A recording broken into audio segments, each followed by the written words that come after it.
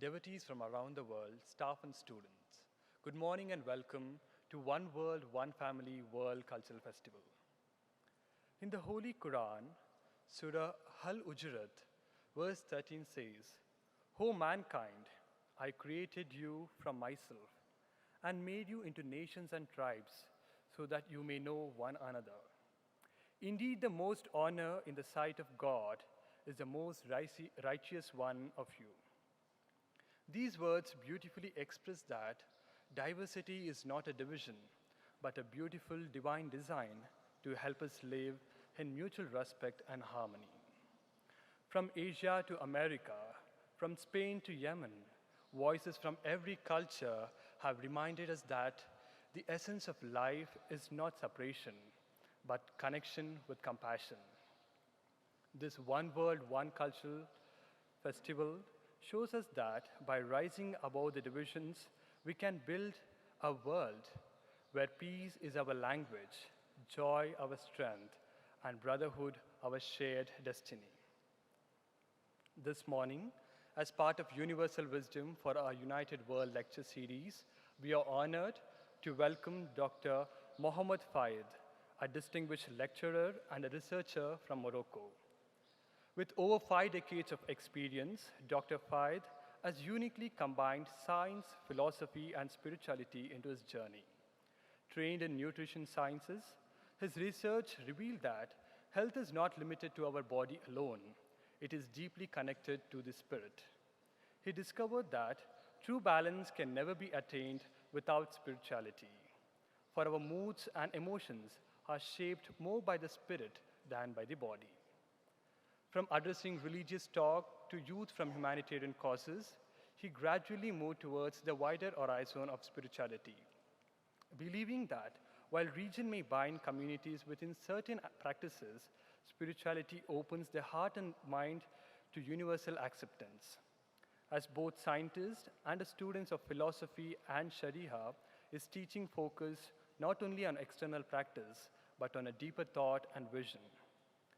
Living this philosophy every day, Dr. Faid reaches out to millions across the worldwide through his online platforms, offering daily programs on natural and clean diet for a healthy body and the philosophy of the life and spirituality. His teaching emphasizes that happiness and balanced individuals recover faster from disease than those filled with anger and despair. For him, understanding life before living is the foundation of true well-being. With a heart rooted in service, he offered his knowledge and guidance without any charges, regardless of nationality, culture, and background. His contribution lies not only in promoting physical health through nutrition, but also in cultivating inner harmony, peace, and unity through spirituality. Let us welcome Dr. Mohammed Faid, whose life's mission bridges science and spirituality, guiding humanity towards health, happiness, and oneness. Dr. Mohammed Faid.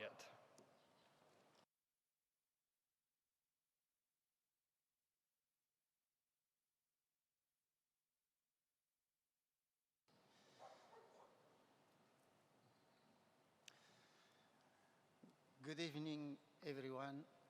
Assalamu alaikum, and good evening in all the languages of the world. And first, I'm delighted and I'm very glad to be here among you. And I would like really to thank warmly and deeply the Sri Sadguru Madhusudan Sai for inviting me to this event, this world event, and also this humanitarian event.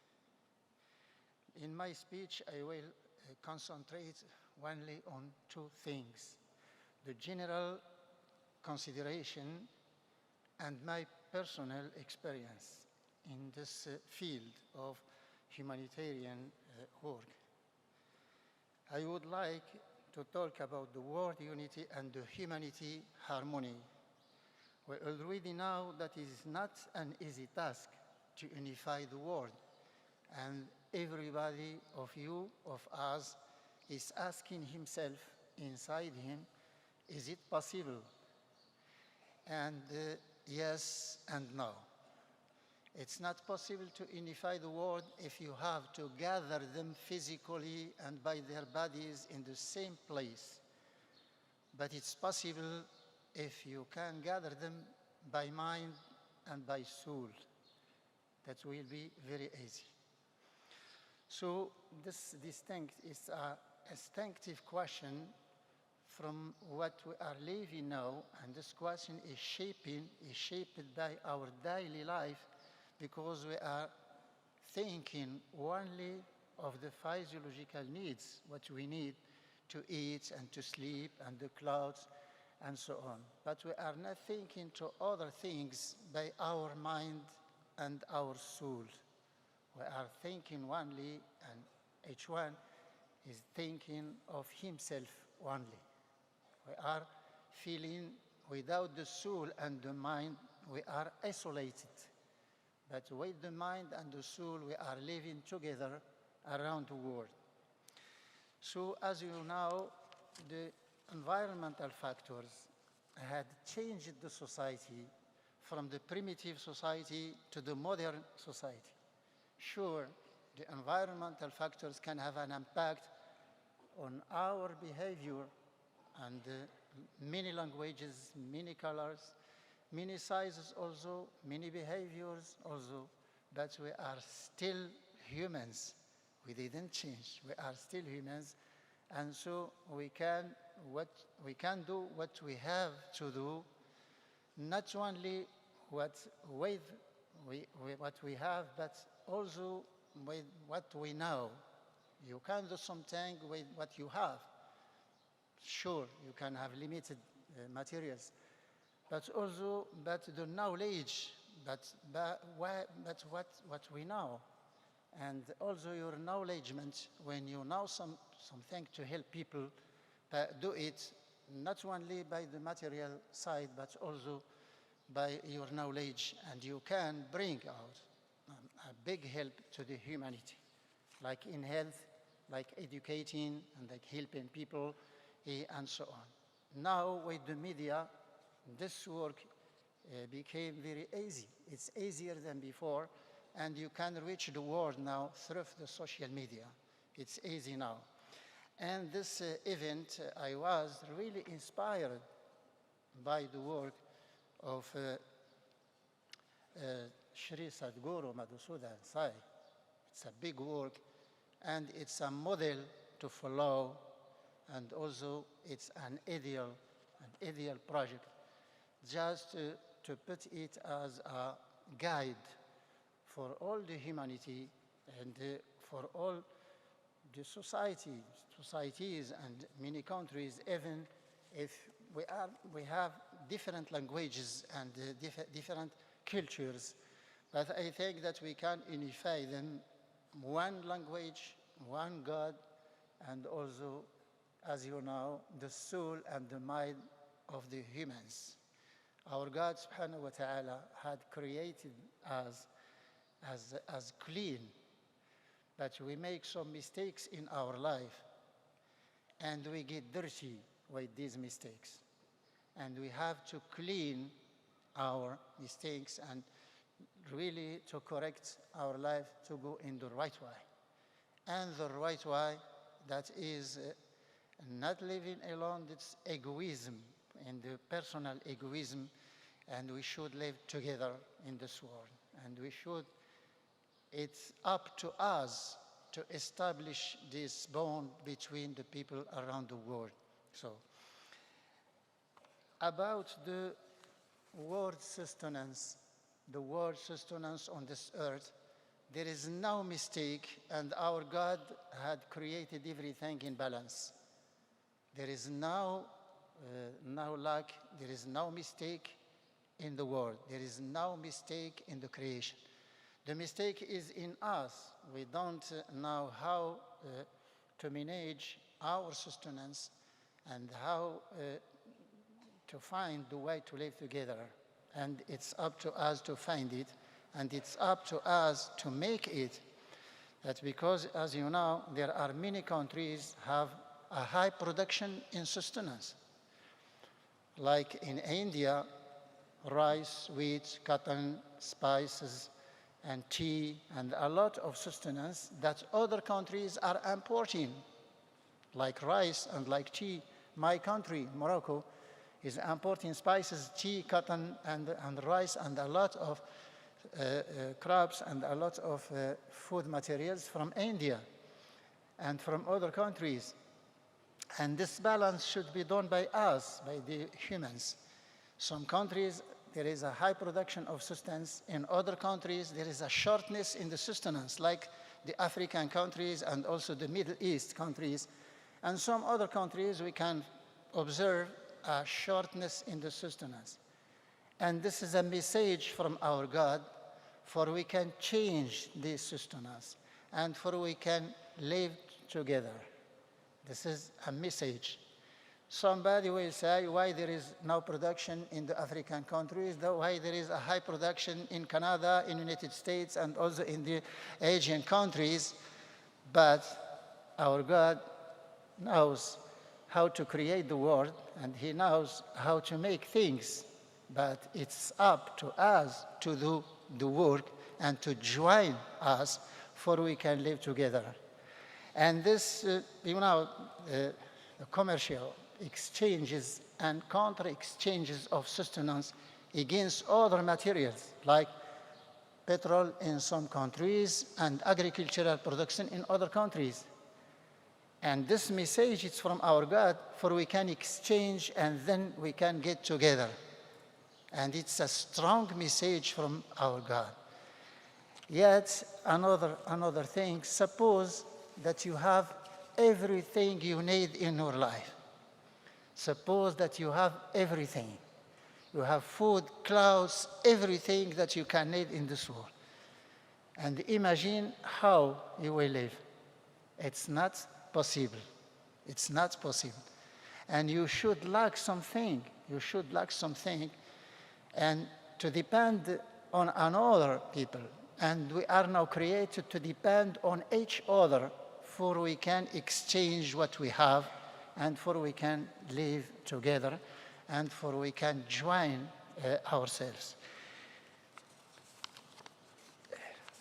I would like to talk about something nice today, and we should distinguish between two things. The physiological needs is food, is water, is what we eat, is the air we are breathing, is everything, is the daily concerns. And we should distinguish it from the soul and the mind. The moral and the material are joined in us, and we are created with bodies and soul. And the mind is governing the both.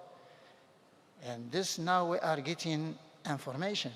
Sure, with the social media, we are getting many information. All the day you are looking at your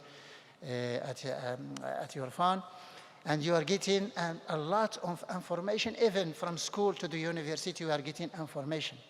Sure, but we are not getting wisdom. We can get the information, but we are not getting the wisdom. And the wisdom is more important than the information we get. And without wisdom, we will not use this information in the right way. And this is something and a target to reach by the humans and for themselves, for they can live happily and in peace. There is a mention, that we have now people are hearing about religions, Judaism, Christianism, Islam, and other cultures, sure. But religion is limited, and spirituality is unlimited. And spirituality is more important than religion. Religion is some daily practices that you can practice to worship your God, but spirituality not. Spirituality was all time contemplating the world and the life and you are all time contemplating and thinking of this world. Many questions, thousands of questions per day that come to your mind, and you are asking about everything, about you. Why I'm existing in this world, and why you are existing in this world. Sure, this question is to be answered, but not in 1 minute. You should answer this question in your life. You will live 60 years, 70 years, 100 years to answer this question. Why you are existing in this world. And you will never answer it until you die. But looking for the answer make you live. And this is nice. You are looking for the answer and you are living. And you are forgetting a lot of things, of negative things.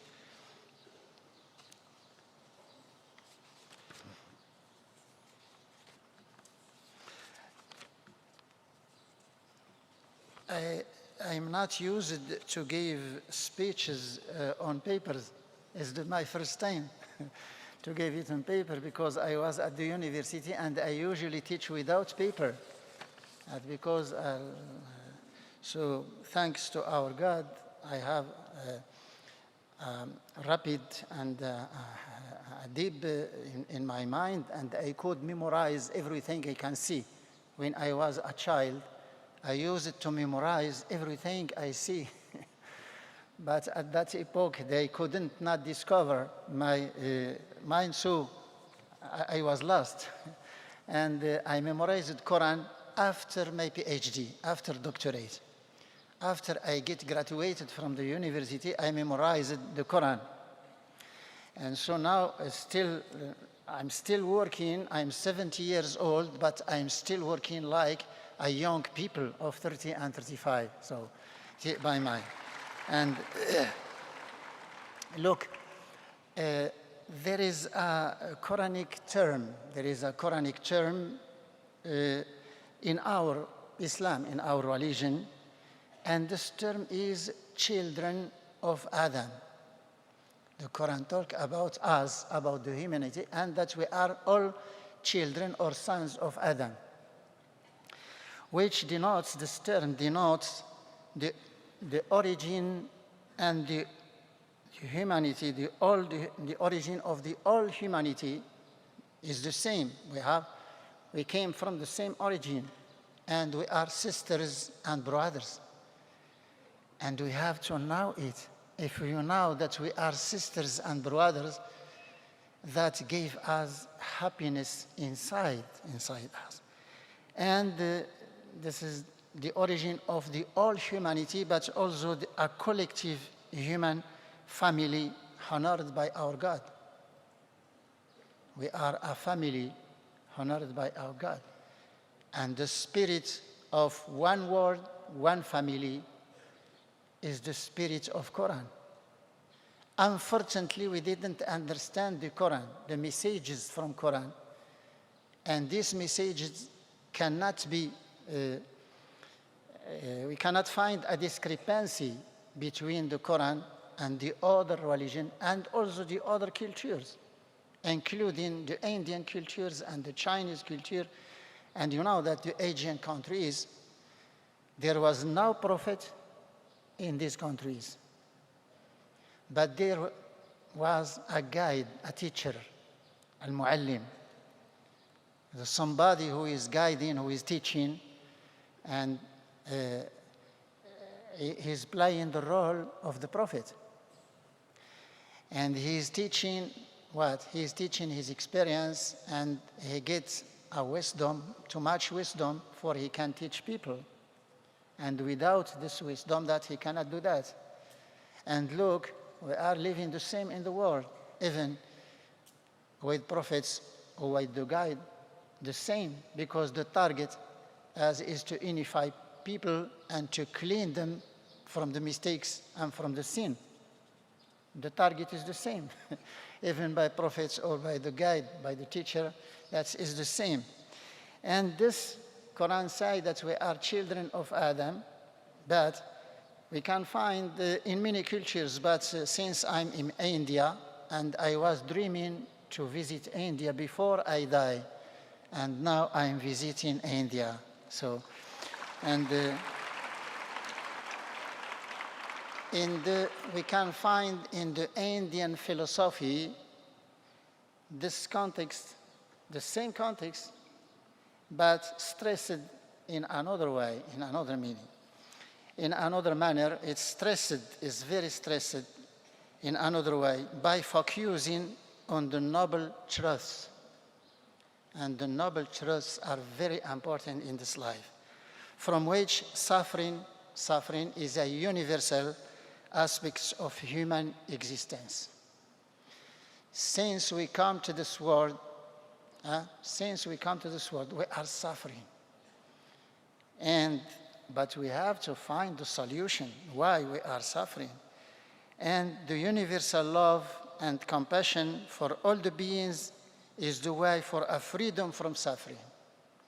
This points out to a creation of shared and bond between the people we got to share experience for reaching the stage of our wishing, and our wishing is the peace and the happiness. All the people around the world are wishing happiness, are dreaming by happiness. And it's possible, just think to this happiness, but it cannot be reached by the materialistic life, the everyday concerns. But it can be reached only by mind and by soul. Sure, you will reach it. So this one world, one family, morally it exists in all the cultures. And we are all tending and wishing and hoping also to reach this one world, one family. We will be happy. Sure, we will be happy. And just when you say it, one world, one family, that you feel something, yes or no? Sure, you feel something. And we are here just for contemplating this project, and it's a big project, and it's a humanitarian project. And look that we can do things just beyond the religion and beyond the daily concerns of our life. Sure, we can break these boundaries and this materialistic and this egoist thinking and sides of things. Since I was a child and I had a painful and harsh life in my childhood, the school I used to go is 7 kilometers far from my parents' home. 7 kilometers to go to the school. And my family, I'm from a poor family living in the countryside. So agriculture, they are using the farmers, but not too much, not too much things. It's just a portion of land that were culturing and for surviving. It's just for surviving, not for other things. And I used to go 7 kilometers to the school, primary school. When I finished my primary school, the nearest town where I had to go for my secondary studies is 45 kilometers far. And I used to rent a room and to live by myself. And I used to knead my bread myself, to knead the dough for my bread, for making my bread and for studying in the same time. As a student, not a student, but as a people in the secondary studies. And when graduated from the university as doctor, 2 times doctor, I have 2 doctorates, and 2 times engineer in food technology and food processing. But I was still thinking of my childhood life. And until now, I'm still thinking about the poor people and about the children who cannot go to the school because there is no school, or because they get to help their parents working. I'm still now thinking to these poor children, and also not only for food, not only for eating, but also for education. When you find somebody who is 30 years old and he doesn't read or write, you feel a pain inside you. Sure, you feel a pain. That's because in our religion, in Islam, the first word that was descended from our God, the first word in the Quran that has been revealed to our Prophet is Iqra. Iqra, when you translate it, is read. But it doesn't mean read. Iqra is get acknowledgement, get the information, make investigation of the word, and make research, and research in every field to know yourself and to know the world and to know your role and your existence in the world. Iqra. And Iqra now is, you can see this word, what you can see as technology now, all the technology now came from this word, Iqra, from the school. And so, you know that when you get graduated from the university, you have a PhD, a doctorate, you will work and you will have a nice car, a nice house, and you will wear so nice clothes and so on. But it was not me. I rented a house in the population and I started working in this target to help people.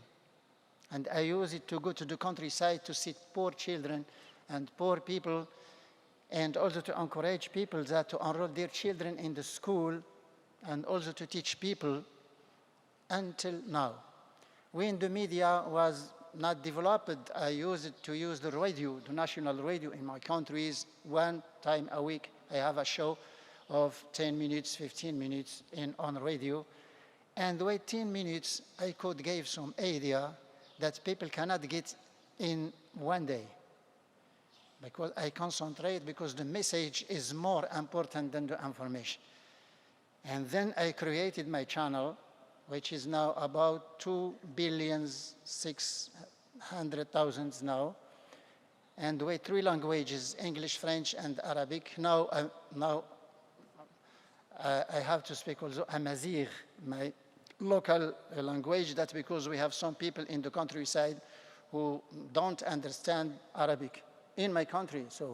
And they have to speak also Amazigh because the communication with people, and you have to bring your knowledge to people, but you need the language. Even so, Amazigh or Arabic, English, it doesn't have a problem, it doesn't matter. And so with this channel now, I could spread the information, I could spread good things and nice things I get from my curricula at the university, since I get specialized in food-related diseases. And there are a lot of them, like typhoid, like malaria, cholera, and food poisoning, and a lot of diseases that come from it.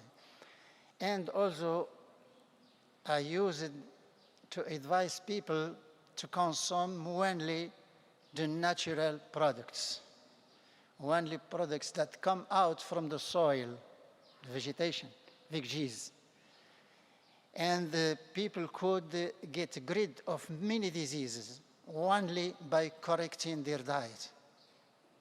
No medication, only by correcting their diet and avoiding some chemical contaminants in food, like pesticides, like a lot.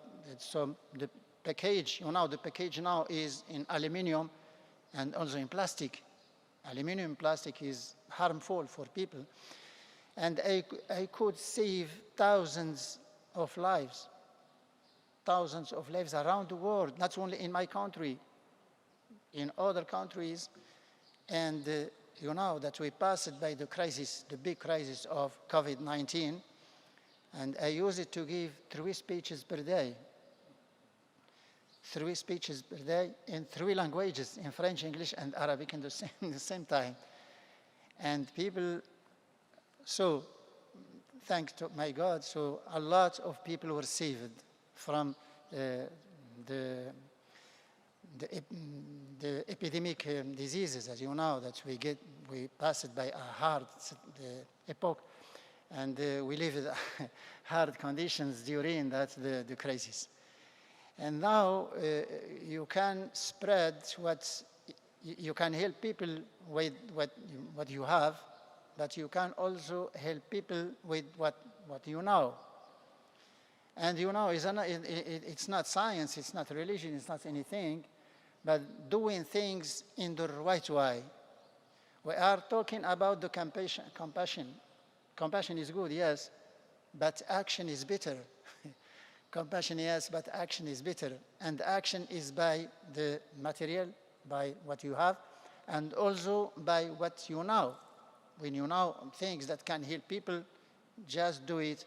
But we have to learn and we have to encourage ourselves to do everything that can help people around the world. I'm not asking people, I'm not looking to people, to their colors, to their cultures, to their religions, if they are Muslims or Jewish or Christians or no. For me, all the people are the same, and we got to talk this language, to talk that we are the same, and to know that we are the same, and that we are already one family. We are already one family in this world. And if we can unify the world and gather them, it's not, as I said, it's not by bodies or by physically to gather them, it's not possible, but by their mind and their soul, yes, it's possible. And spirituality had no limit. Spirituality has no limit. Religion is limited, but spirituality is no limit. And what we are teaching now in schools, in the curricula, we are teaching a materialistic life to people. We are not teaching the spirituality. We are not teaching people to get together and to see far, not only the daily concerns and the some physiological needs for eating and sleeping and so on. Anyway, so I talked too much. Sorry that you have supported me all this time, and thank you very much to you. Thank you to the students in this.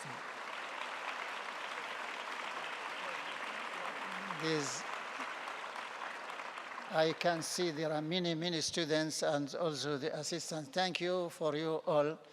And together we can do everything, even if it is impossible. Nothing is impossible if we put our hands and our hearts together. And then we can break these boundaries.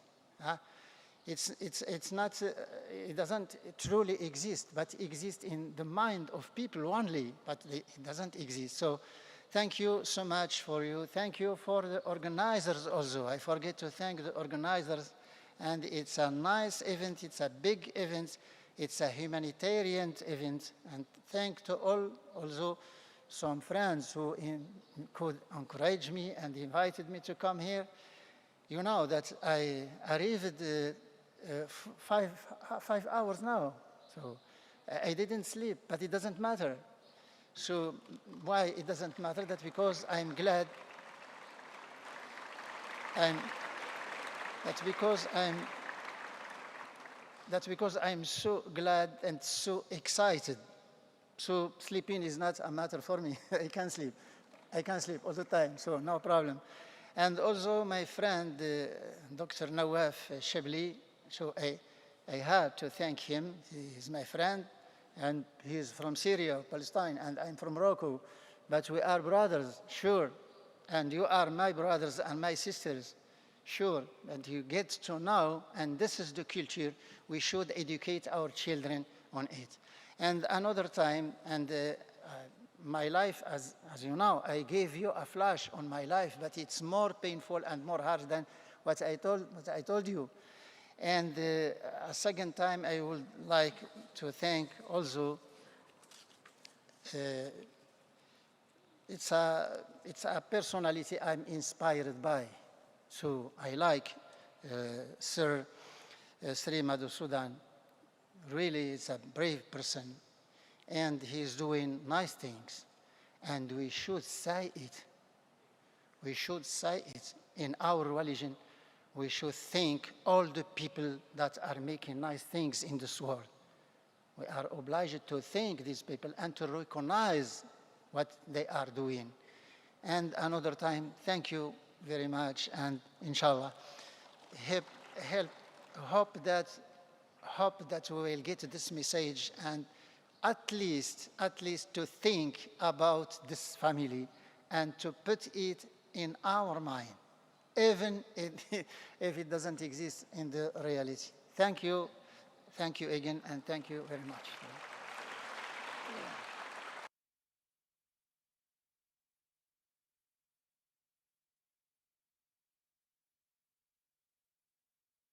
Thank you, sir, for your wisdom and inspiring words.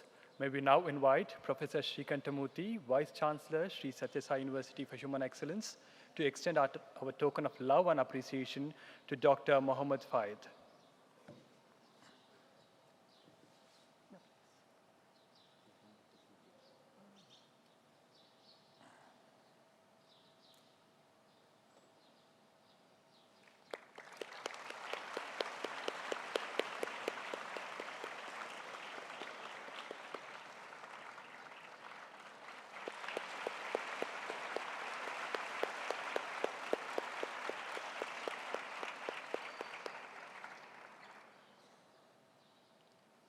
We shall now have short 10 minutes break, after which we shall reconvene for Satya Darpan.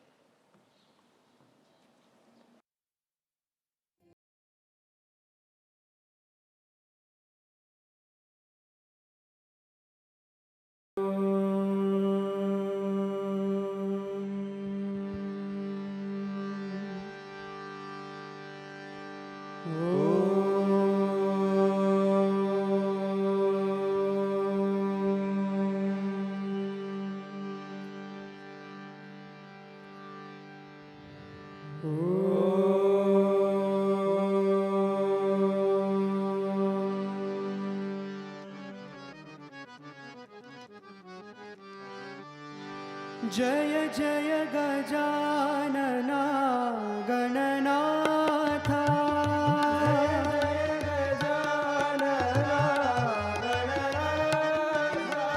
जय जय गजानना गणनाथा जय जय गजानना गणनाथा गौरी नंदन हे गणनाथ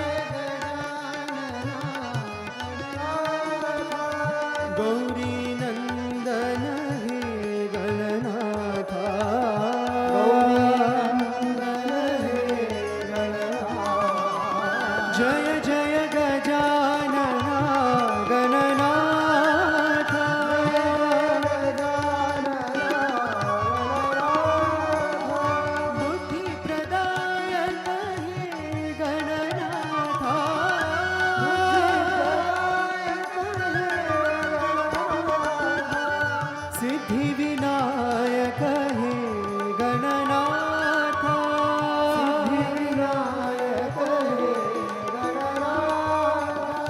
सिद्धिविनायक हे गणनाथ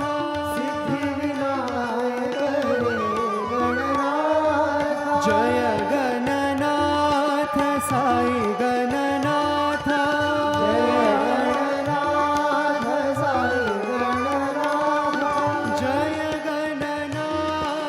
साई गणनाथ जय गणनाथ साई गणनाथ जय गणनाथ साई गणनाथ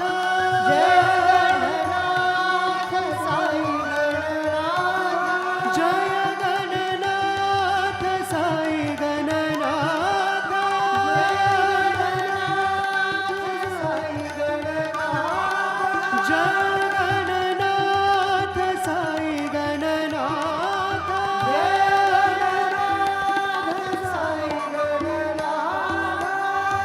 जय जय Gajanana Gananath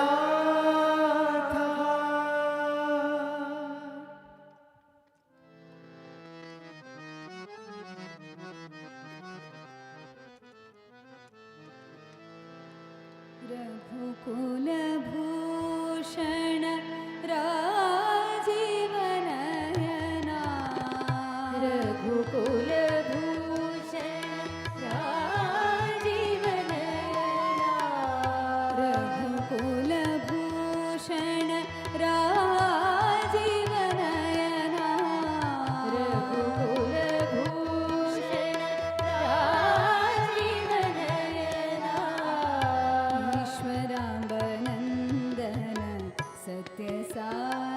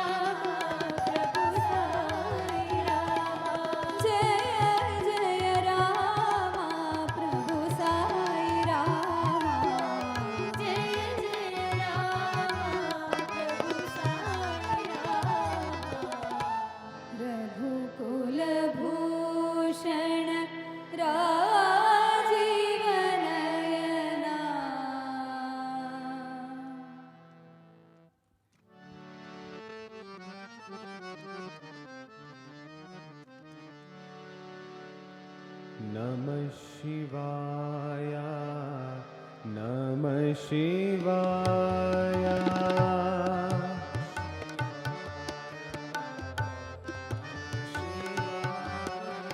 Namah Shivaya, Namah Shivaya.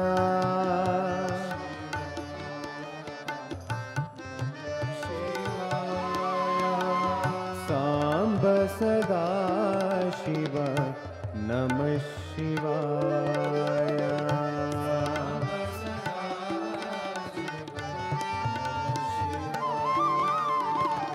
Samba Sada Shiva, Namah Shivaya.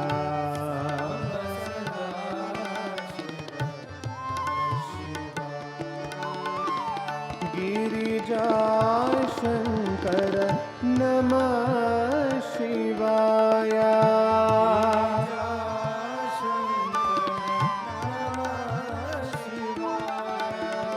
Girija Shankara, Namah Shivaya.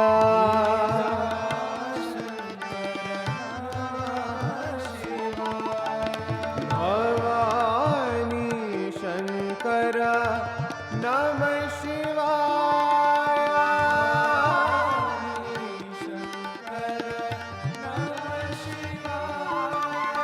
Bhavani Shankara, Namah Shivaya.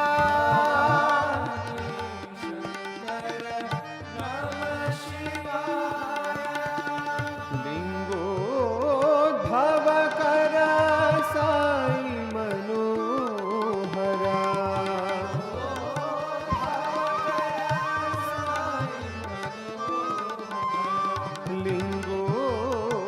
Lingodhavakara Sai Manohara.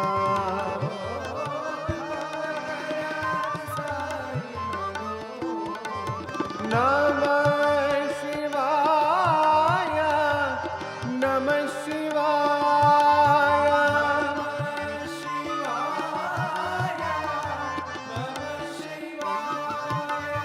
Namah Shivaya, Namah Shivaya.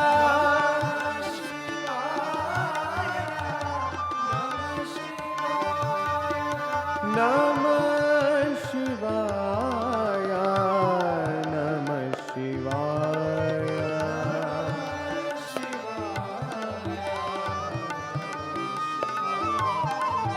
Namah Shivaya, Namah Shivaya.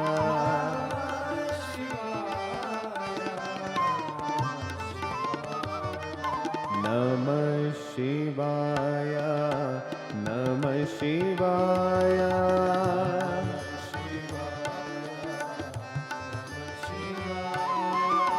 Samba Sada Shiva, Namah Shivaya.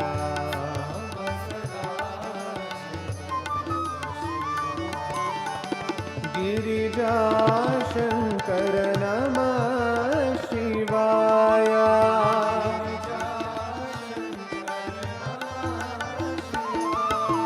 Bhavani Shankara, Namah Shivaya.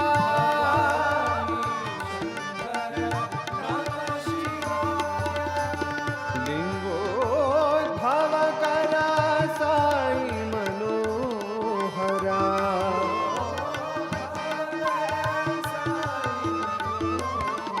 Namah Shivaya, Namah Shivaya.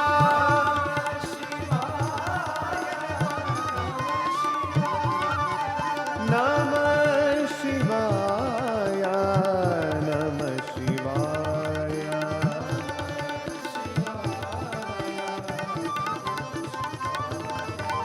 Namah Shivaya, Namah Shivaya.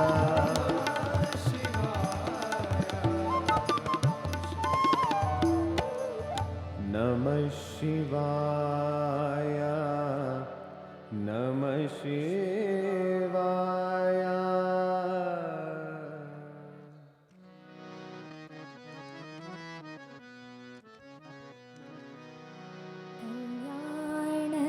Krishna, Kamaniya Krishna.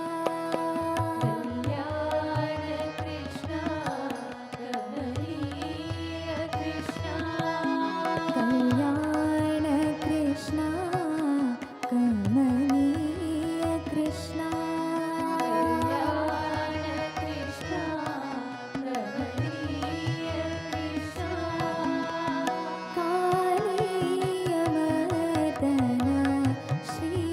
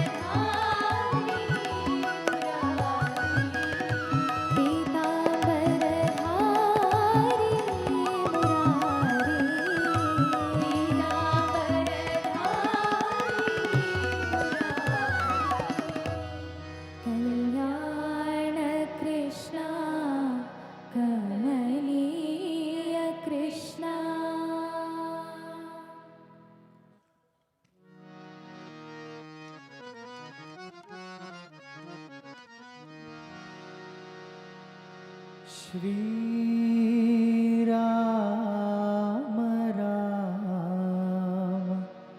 Rameti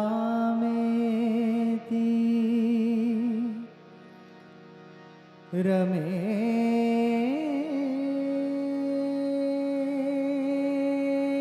Rame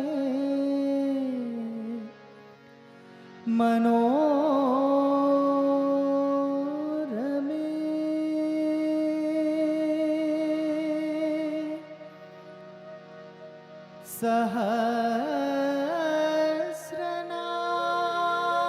Sahasranama Tattulyam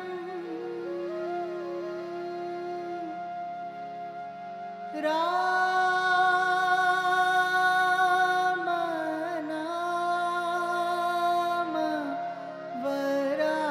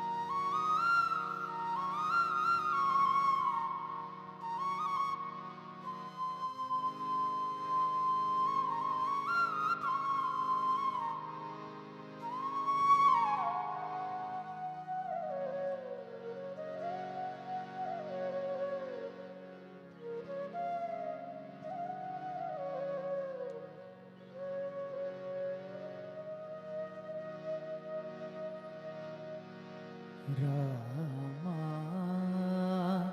Raghurama Rama तुम हो आत्मा Rama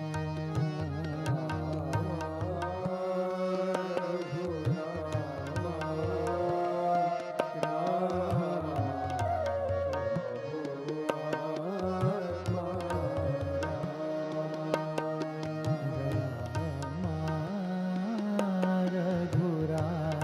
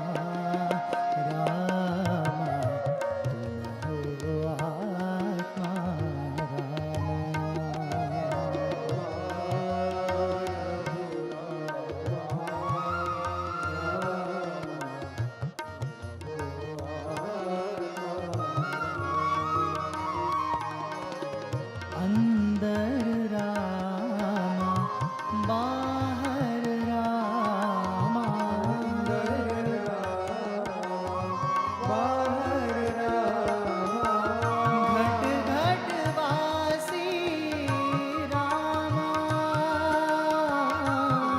घट घट वासी रामा रामा रघुरामा रामा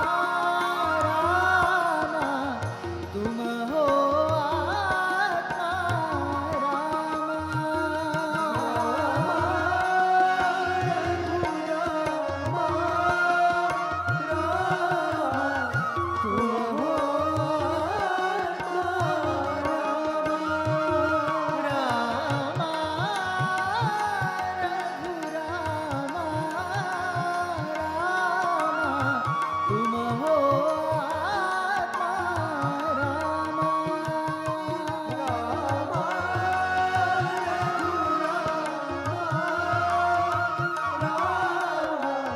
तुम हो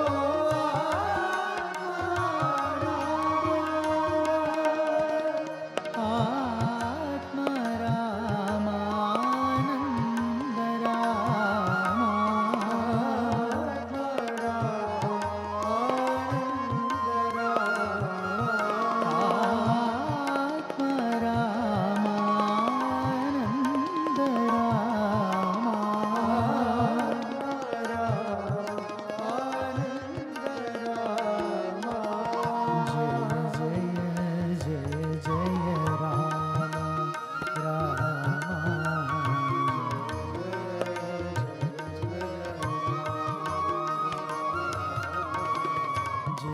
जय जय जय राम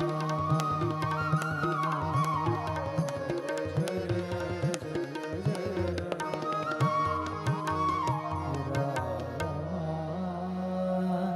रघुरामा रामा तुम हो आत्मा Rama Om Shri Sai Ram, offering our collective salutations at the feet of our beloved Sadguru, respected elders, devotees from around the world, staff and students. Good morning and welcome to yet another session of Satya Darpan. During the last Satya Darpan discourse, while explaining the 17th sloka, Sadguru highlighted that our true nature is pure consciousness. Due to ignorance, we assume various limitations and superimpose attributes, upadhis, upon ourselves. Once this truth is realized, one must firmly remain established in it. Through vimrishya, introspection, one should reflect carefully and then act according to it. He gave the analogy of a screen. Just as images may appear or disappear on a screen, yet the screen itself is never affected. In the same way, world may seem to exist or not, but the self always remains in the backdrop of both. Sadguru further explained bandha, bondage, and moksha, liberation. Attachment leads one to bondage, but when there is no bondage, the very idea of moksha disappears.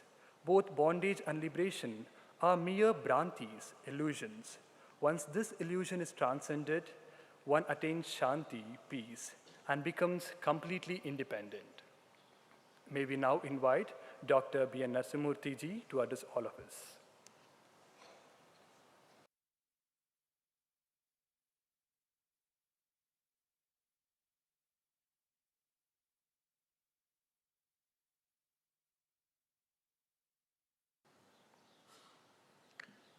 Most beloved Sadguru, brothers and sisters, very dear students, boys and girls.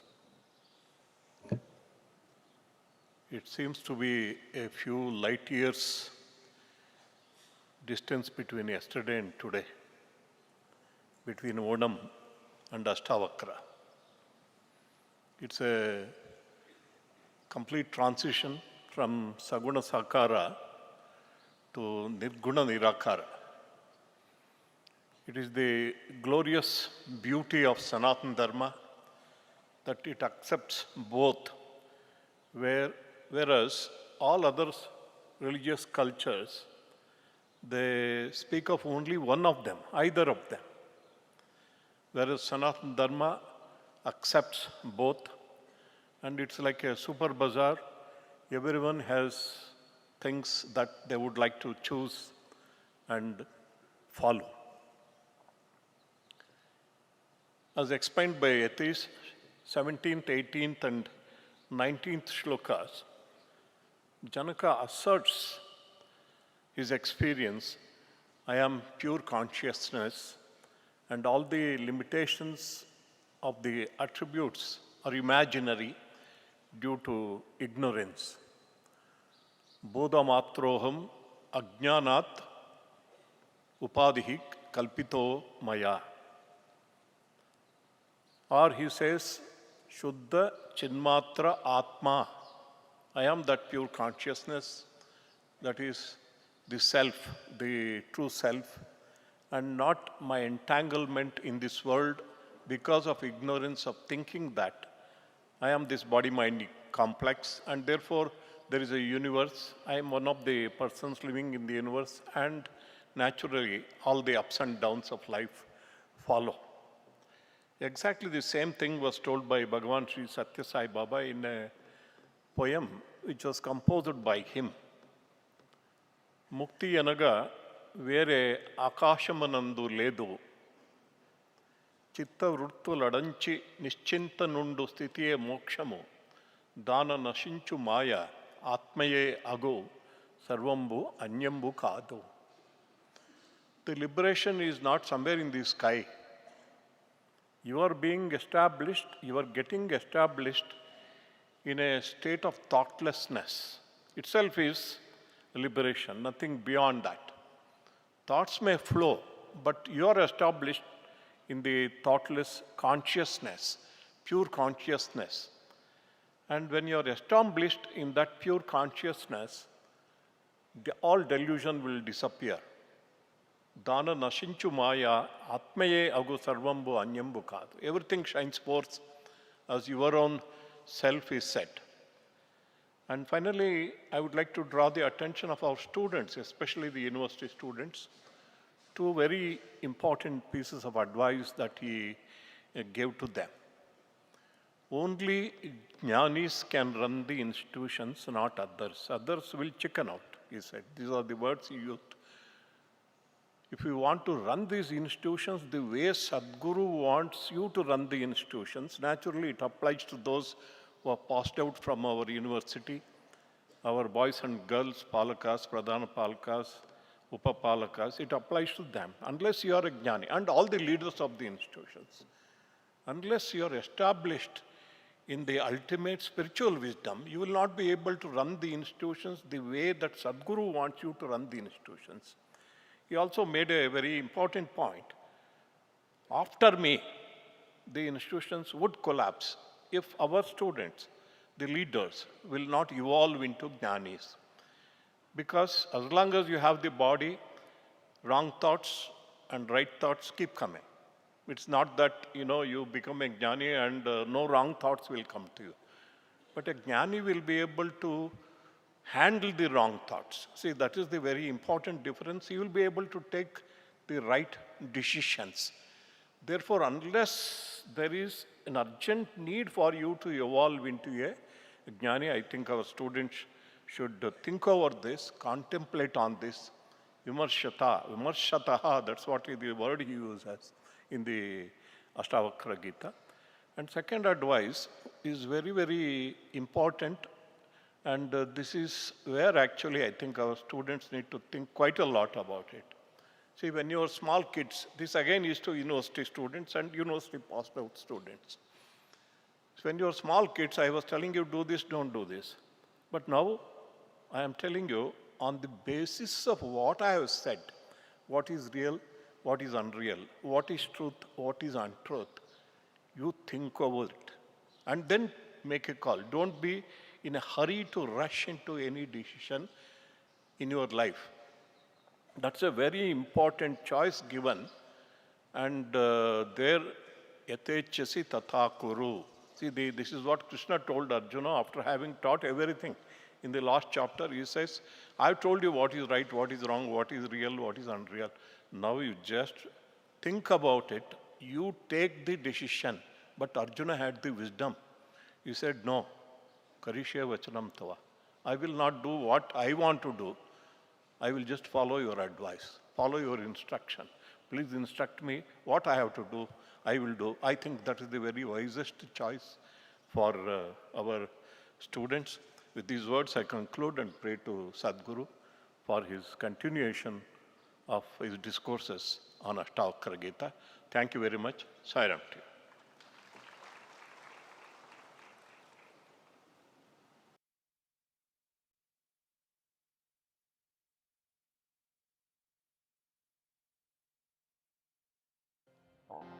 ॐ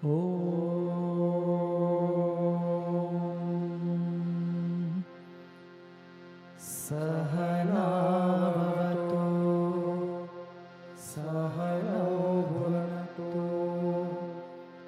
सह वीर्यङ्करवावहै तेजस्विनावधीतमस्तु मा विद्विषावहै ॐ शान्ति शान्ति शान्तिः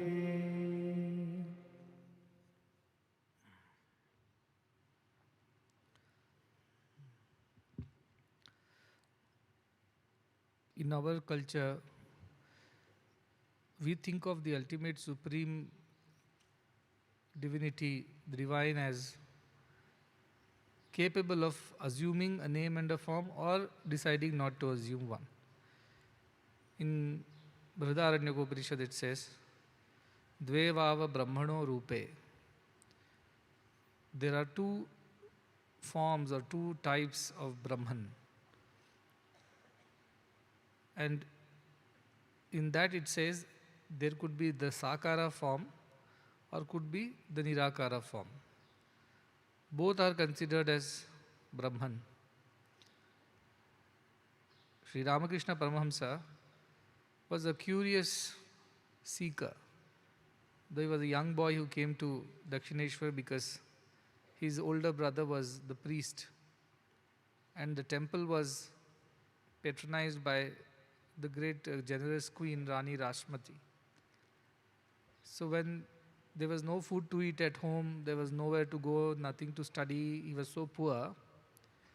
So parents said to the older brother, take this younger one also, just give him some job in the temple, he will be there around and do some help to you and also get to eat at least a meal a day, because that was also not possible for the parents to feed Ramakrishna Paramahamsa. His name was Gadadhara then. So he came and he was hanging around in the temple as his older brother would perform pujas, he would learn from that. And that is how, and he would also get 2 meals a day, which was sufficient, and a place to hide his head, a roof over his head. That's all it was. So they were living like that. That's when he got very curious about who this Mother Kali is. Is she really there? If she is there, why does she not talk? How does she eat all the offerings that we give? How does she know that we are talking to her, and does she even listen? If she listens, how does she respond? No, child's curiosity. How this happens, how that happens. And he was not satisfied with the answers being given. He wanted to experience it for himself, that all that which is being said, that it is not just a statue. We believe that there is a spirit in it, there is the divine in it, and the divine would respond. So he kept on inquiring, and that pursuit of knowledge took him to many places, to many gurus. As Murti they mentioned, he also learned from Bhairavi Brahmani, who came, stayed there, and taught him about many of these Tantra as well as all the other concepts of Advaita. So also, what he did is that he wanted to experience all the religions, because he thought that he must know what's going on in each of these religions. So he actually, for a certain number of years, became a Christian and read or learnt about the Bible, and then he followed that path. After some time, he changed over, became a Muslim, and he followed that path for some time. He also followed various other paths, including the Vamabhaga, the left side of the Tantra, they say. All the Kapalikas and Agoris and things like that. So he tried everything. He told, our spirituality is like a buffet. Try everything. So he tried everything. He had all the time in the world to try. No pressures to educate himself, to get employed and have a family, raise children, send them to college, nothing. So he had all the time in the world to explore. Anyway, his meals were assured. So he kept on trying everything, and then he came to a conclusion. He said, if somebody goes to a lake and is thirsty and drinks water, an Englishman will say, I am drinking water. A Christian would say, I am drinking water. A Hindu will come and say, this is pani, water, but in Hindi. Like Bengali will say jal.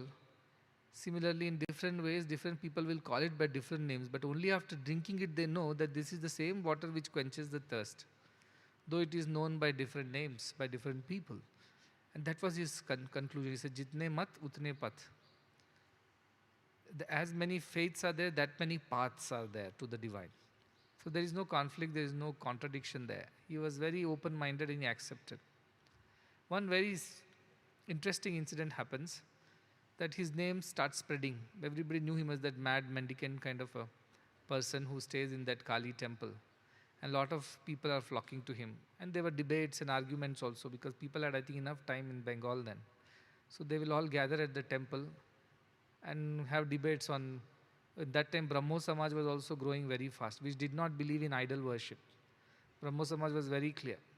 They were kind of Hindus, but they were not interested in idol worships. But they will do yajna yagas and other things. So a lot of different ideas were spreading in the society.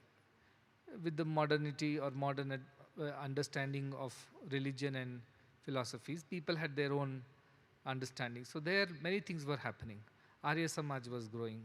Brahmo Samaj was growing. Like that, many Samajas means the communities were growing around different philosophies. Some believed in idol worship, some did not believe in idol worship. Some believed in yajna yagas but not in idol worship. Some believed in idol worships but not yajna yagas. So all kinds of combinations and permutations. So all these youngsters, because Bengal was very educated at that time, they all were going here and there. Like Vivekananda also came in touch with somebody who was though a Brahma Samaji, but he was also inspired by Ramakrishna Paramahamsa. So he brought him to Ramakrishna and things like that. And here Vivekananda will argue and question him about both the paths. The path of Saguna as well as path of Nirguna.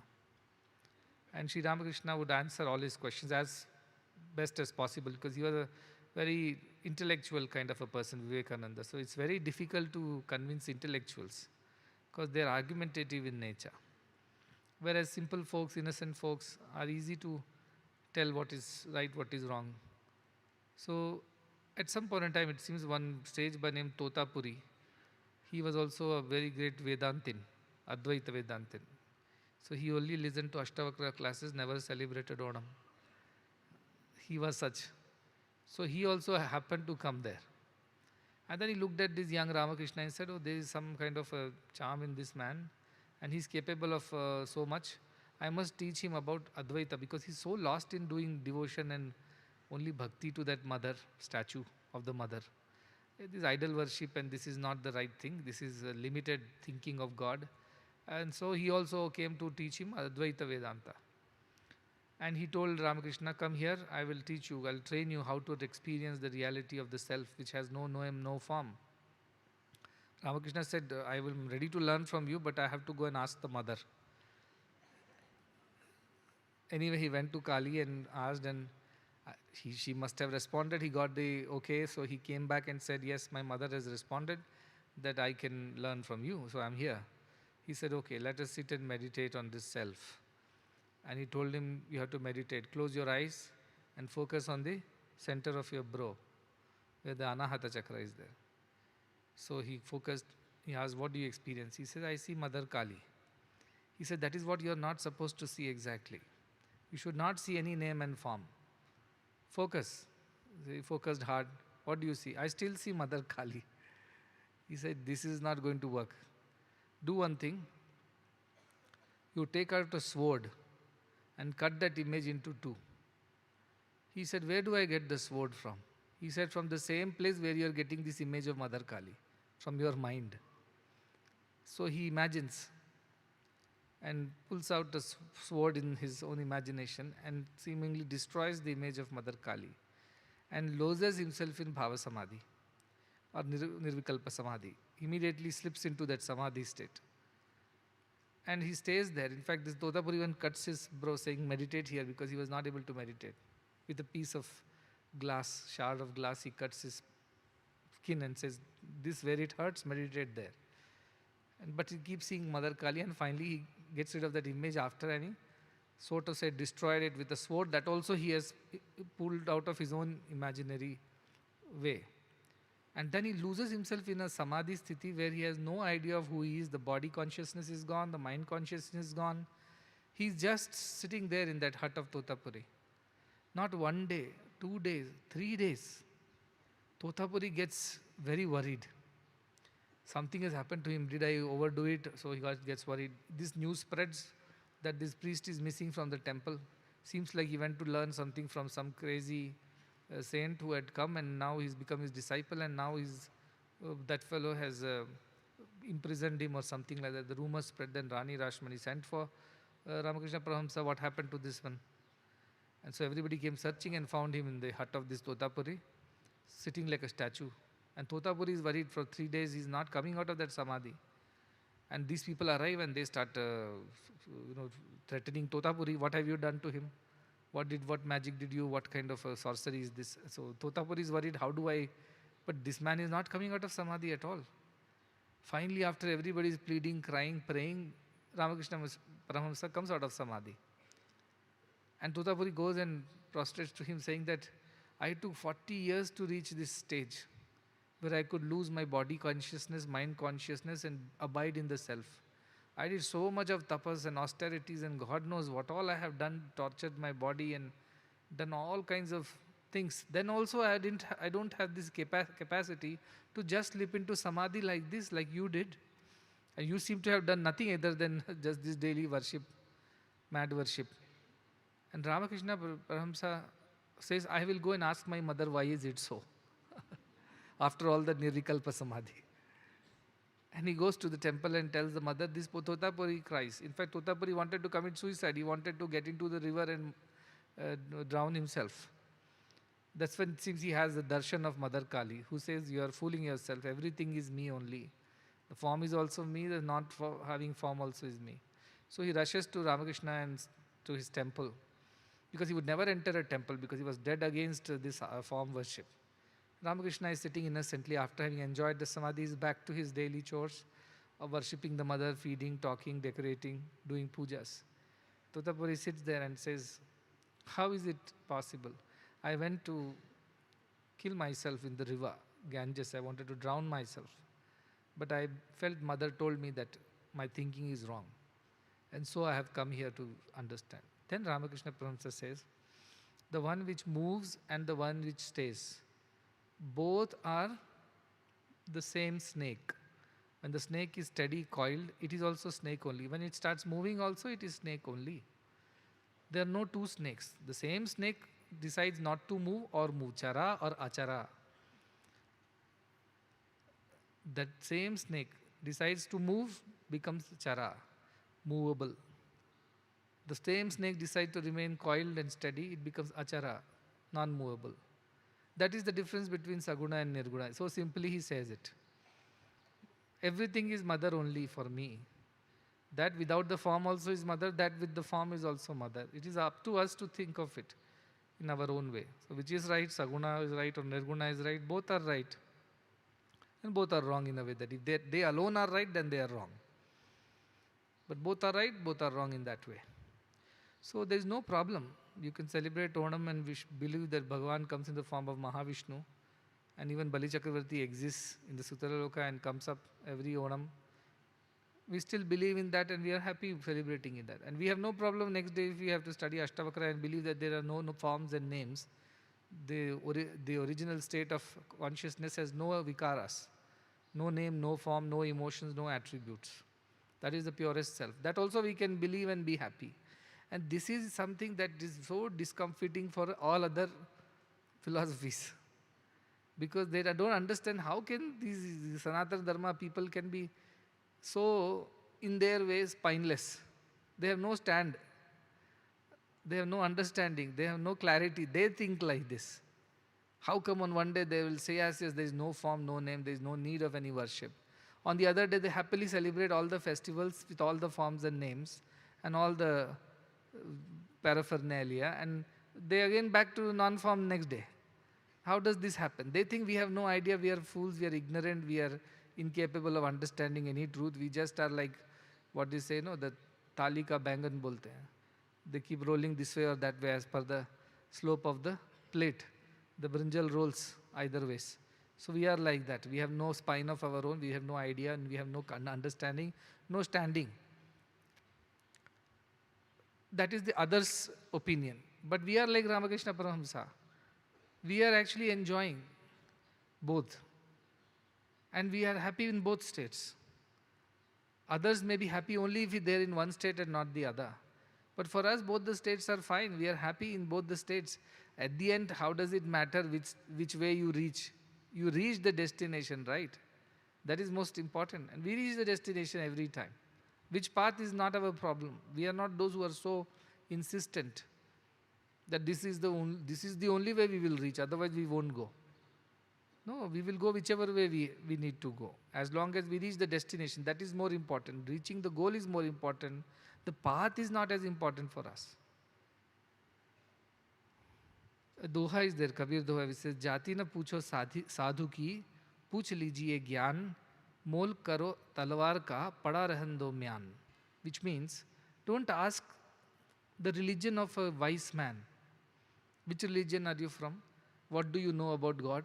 How do you attain God? All this, if he can help you attain God, doesn't matter which religion he comes from. Jati na pucho, which caste, which creed, which community you come from. Puch lijiye gyan, ask for the wisdom. Don't ask for his name, address, caste and other details. Ask for the wisdom of the wise.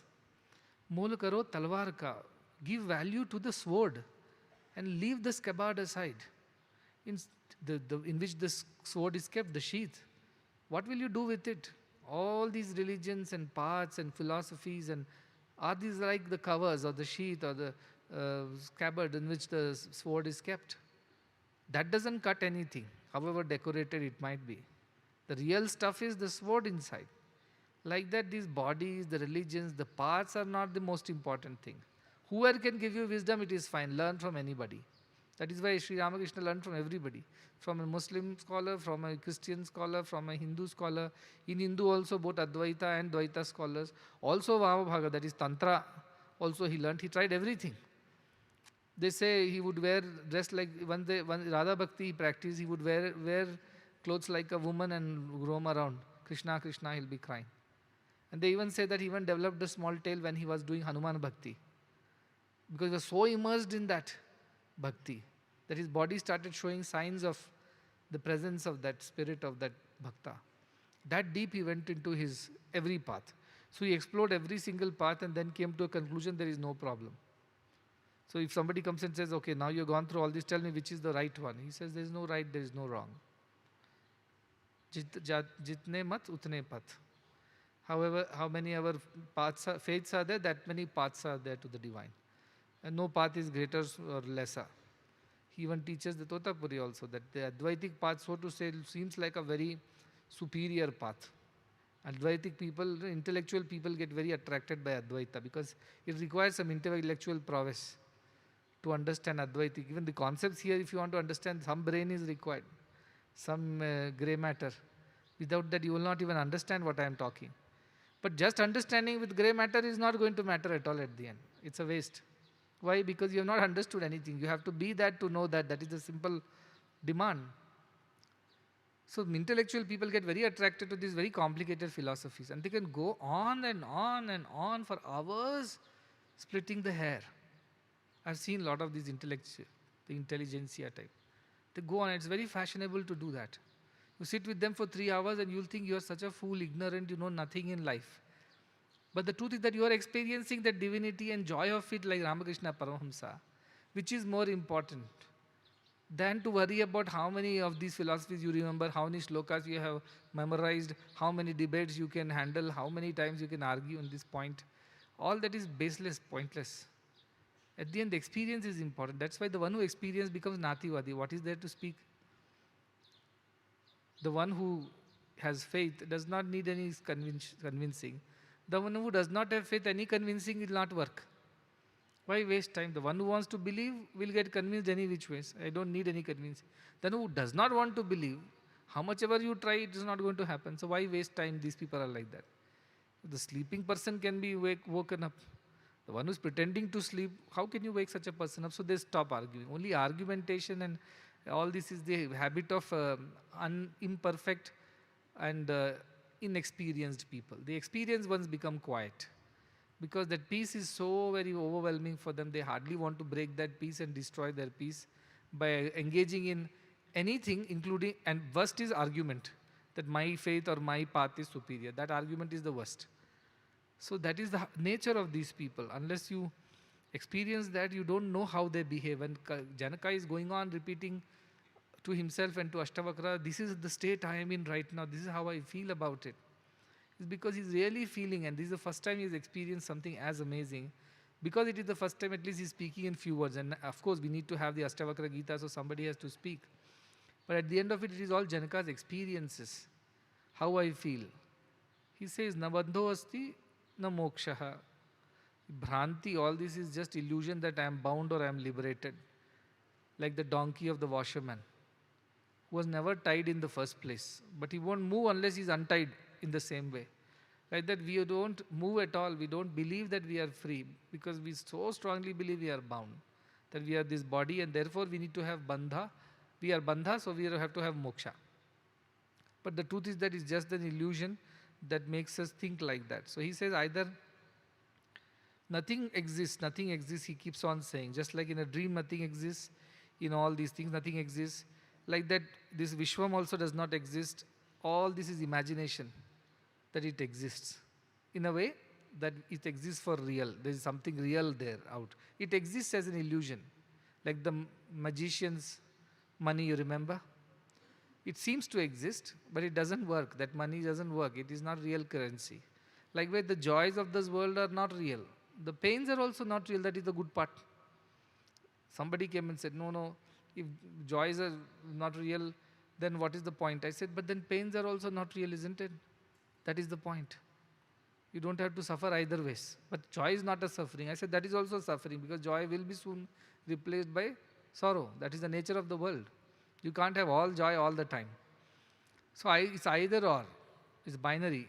If you accept the world, then accept both sorrows and joys. One day it will be a good day, one day will be a bad day. If you don't accept, then don't accept both sorrow and joy. It's not allowed that you take one and leave the other.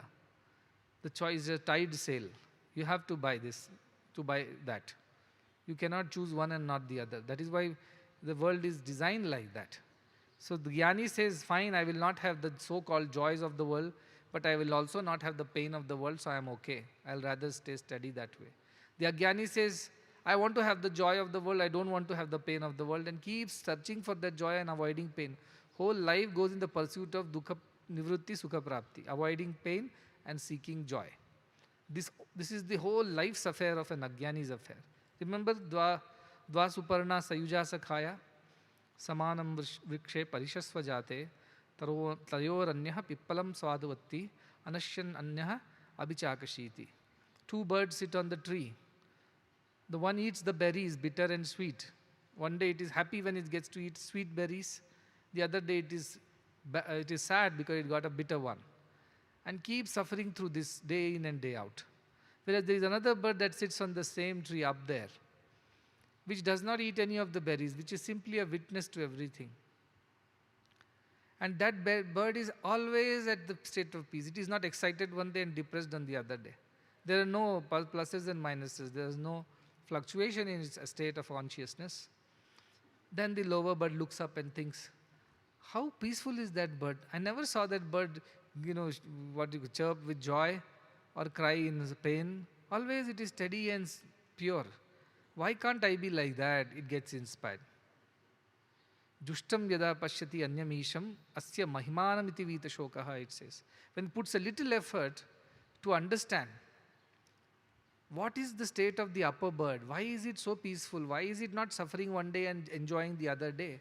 Something is amazing about that upper one. So it makes efforts to understand that. Till then it says, Anishaya, I am useless, I am no good. But the moment it looks up and slowly starts, the idea is that it starts hopping one branch at a time and slowly starts going up. It means you start growing spiritually. And you are not interested in the berries and fruits anymore. You are only interested in achieving a state where there is no fluctuation at all. There is no aberration from that original self. And once it starts growing spiritually, it reaches the upper branch and realizes there was never another bird. It was the same self which was up there and which was also down here. This is called as Jivatma, Jiva Bhava. Jivatma means I am also part and parcel of the divine, but trapped in this body and mind, and then I have desires which I need to fulfill. And main desires is avoid sorrow and attain happiness. But once we get fed up with this daily thing of, avoiding sorrows, attaining happiness, and we look up to some Jnani who comes our way by God's grace, and we also aspire to become like them. How can I be also peaceful like him? Then slowly we start rising in spirituality, and finally we realize that there is no two at all. That wisdom is our own. This idea that I was different from that peaceful, free bird was an illusion. There were no two in the first place. Dvaita is the dukkha moolam. That is what Janaka says. When you think there are two, you are suffering. We are suffering because we are living in a lower idea that we are this body which needs to be satisfied with all kinds of things. We are this mind which needs to be entertained. But once we grow above and beyond that, what happens? We abide in the self. That is, the self is what is represented by the upper body. That is not the Jiva Bhava. That is, Jivatma Bhava is over. It has become one with the super consciousness, what we call it, the Paramatma Bhava. So I think we came till here, no? Yesterday or day before. It is just an imagination. Atma cha, Shuddha Chinmatra Atma cha, Tat Kasmin Kalpadhuna. Why should I worry about these imaginary things? Why should I worry about that currency notes from the magician's hat which is not real? Just enjoy the magic and go home, that's it. Don't desire for those notes to become rich. That's the idea. Then it says in 2.20 shloka, 169, it says, Shariram Swarga Narakau Bandha Mokshau Bhayam Tatha Kalpana Matra Me Vaitatkyum Me Karyam Chidatmanaha. This idea of body itself is imaginary. Now all that you do with this sharira, which is to attain heaven or hell, that also is imaginary. Because the basis of heaven or hell is this body. That once you do good deeds, you will go to heaven. Once you do bad deeds, you go to hell. When body itself is not there, anything multiplied by 0 is 0. So shariram swarga narko does not exist. Bandha moksha. So the bandha and moksha both are not existent. Bhayam tata, and the fear that comes, what if I am not freed? What if I do not attain liberation? What if I go to hell? What if all these fears also disappear. Fear means everything disappears from your mind, all the negativity. Kalpana matra me vaitat. All this is just imaginary only, kalpana matram. So if it's only imagination, tat kim me karyam chidatmanaha. Kim me karyam, then what is there for me to do? What is there for me to do when everything is imaginary here? Imaginary is illusory, it doesn't really exist. I am Chid Atmanaha, myself is permanent awareness. This awareness is my true self, all the else is not true. Then what is there to do in this world? That is what yesterday when he was singing. Sadashiv Brahmendra, Kim Karaniyam, Kim Akaraniyam. What is there to do? What is there not to do? No, you have to become free. But I am not bound in the first place, so how do I become free? No, but all the life you have to work towards attaining moksha and all that. But the Jnani says, I am not having bandha only, so where should I get moksha from? But the whole world is running on this one idea, right? That you need to attain heaven, you need to attain liberation. But he says there is nothing like heaven or hell, there is nothing like bondage or liberation, so what am I supposed to do in this world? What should I work for? The other day also I quoted from Brahadani Krishna, Atmanam ched vijaniyat, ayamasmi iti purushaha kim icchan kasya kamaya shariram anusanjaret. When I know I am the self and not this body, once I have that understanding, where is the need for me to torture this body to attain any desires? Like Totapuri. Why do I have to sleep on the bed of thorns, starve myself to death, whip myself, kill myself, do all kinds of nonsense people do? Why? Because they want to become free from the body. They're punishing body to become free from the body. Even after death, you are not free from the body. If you are attached to that idea, isn't it? So many of these pretatmas, disembodied spirits are there. They're attached. They want to come back to another body, so they are struggling to come back to another body. That's what we say. So till you get rid of body consciousness, not the body. Getting rid of body is not getting rid of body consciousness. Getting rid of body consciousness is the way of getting rid of body also. So when you don't associate yourself, identify yourself with body itself, where is heaven, hell, where is the bondage, liberation, all this is in my imagination only, says. No, really this kind of collapses the entire structure of Hinduism, isn't it? Whole Hinduism itself is dependent on good and bad. Punya, Papa, Swarga, Narka, Bandha, Moksha. Sukha, Dukkha.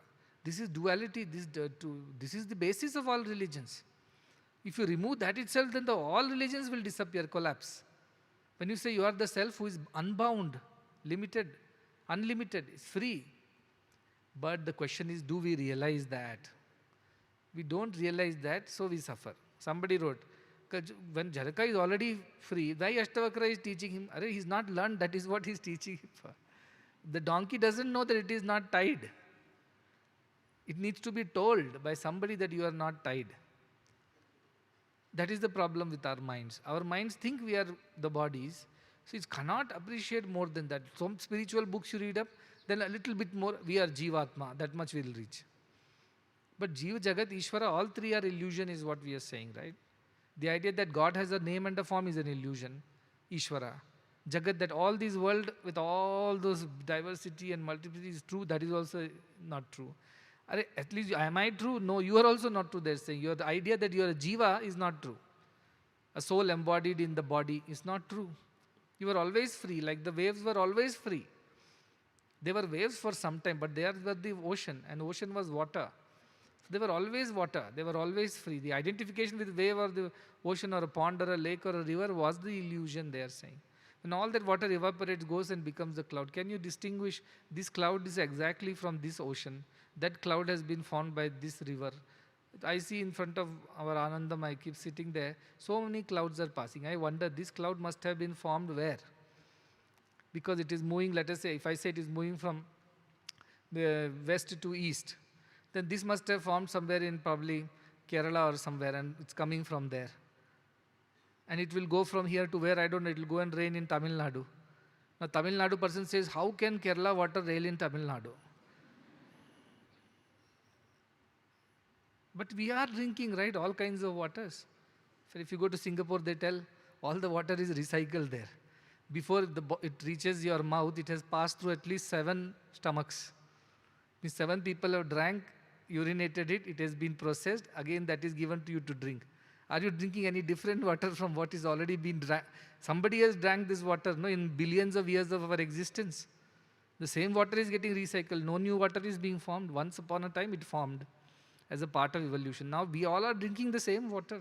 The water that you drank today must have been in me yesterday. Who knows?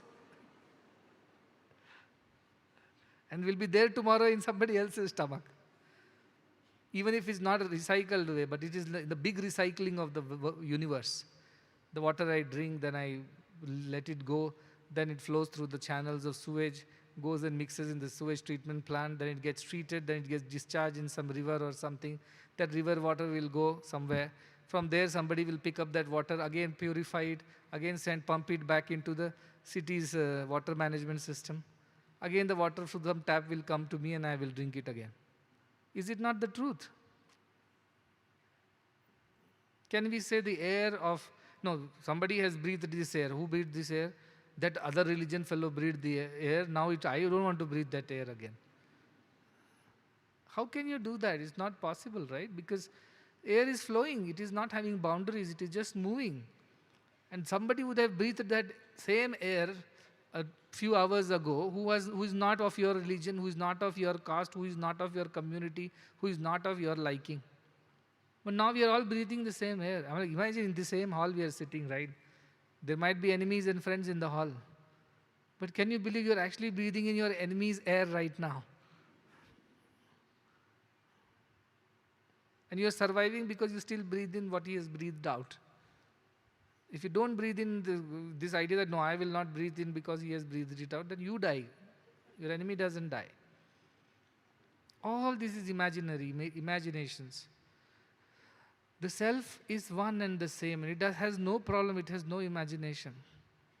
I don't know, in some flight I had seen a movie where there is like a time-lapse kind of a place over centuries.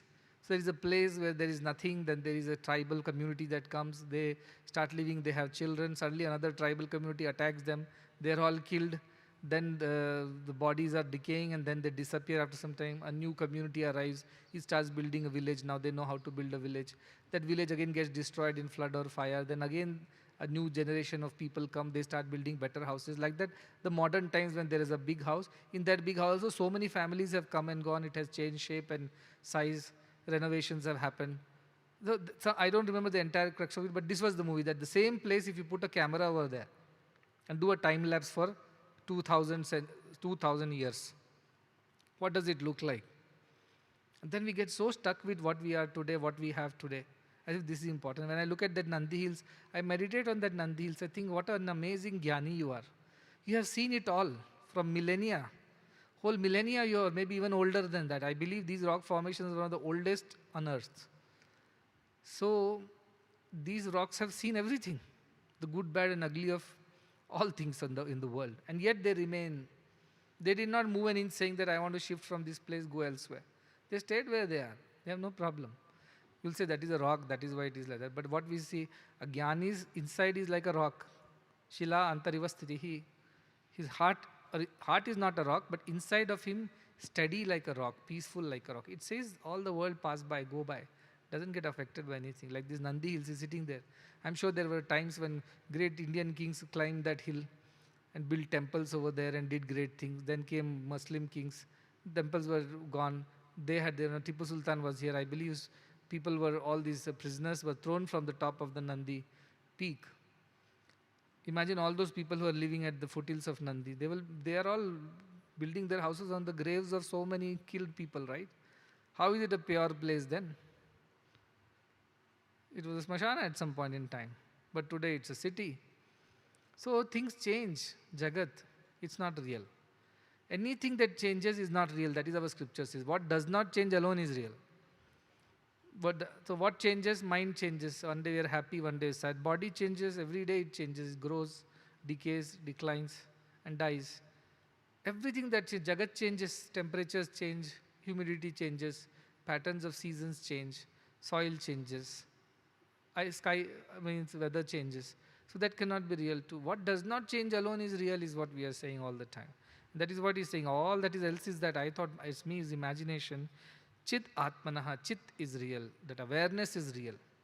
Awareness, that consciousness that permeates everything does not change. It has no, just because a woman uses that power to think, it does not become a feminine thinking power. Just because the man uses the power to think, that thinking power does not become a male thinking power. Animal also uses some power to think. Then it does not become an animal thinking power. Thinking is a capacity, a power, which is given to all beings. People use it for different reasons, but that does not change the quality of that power.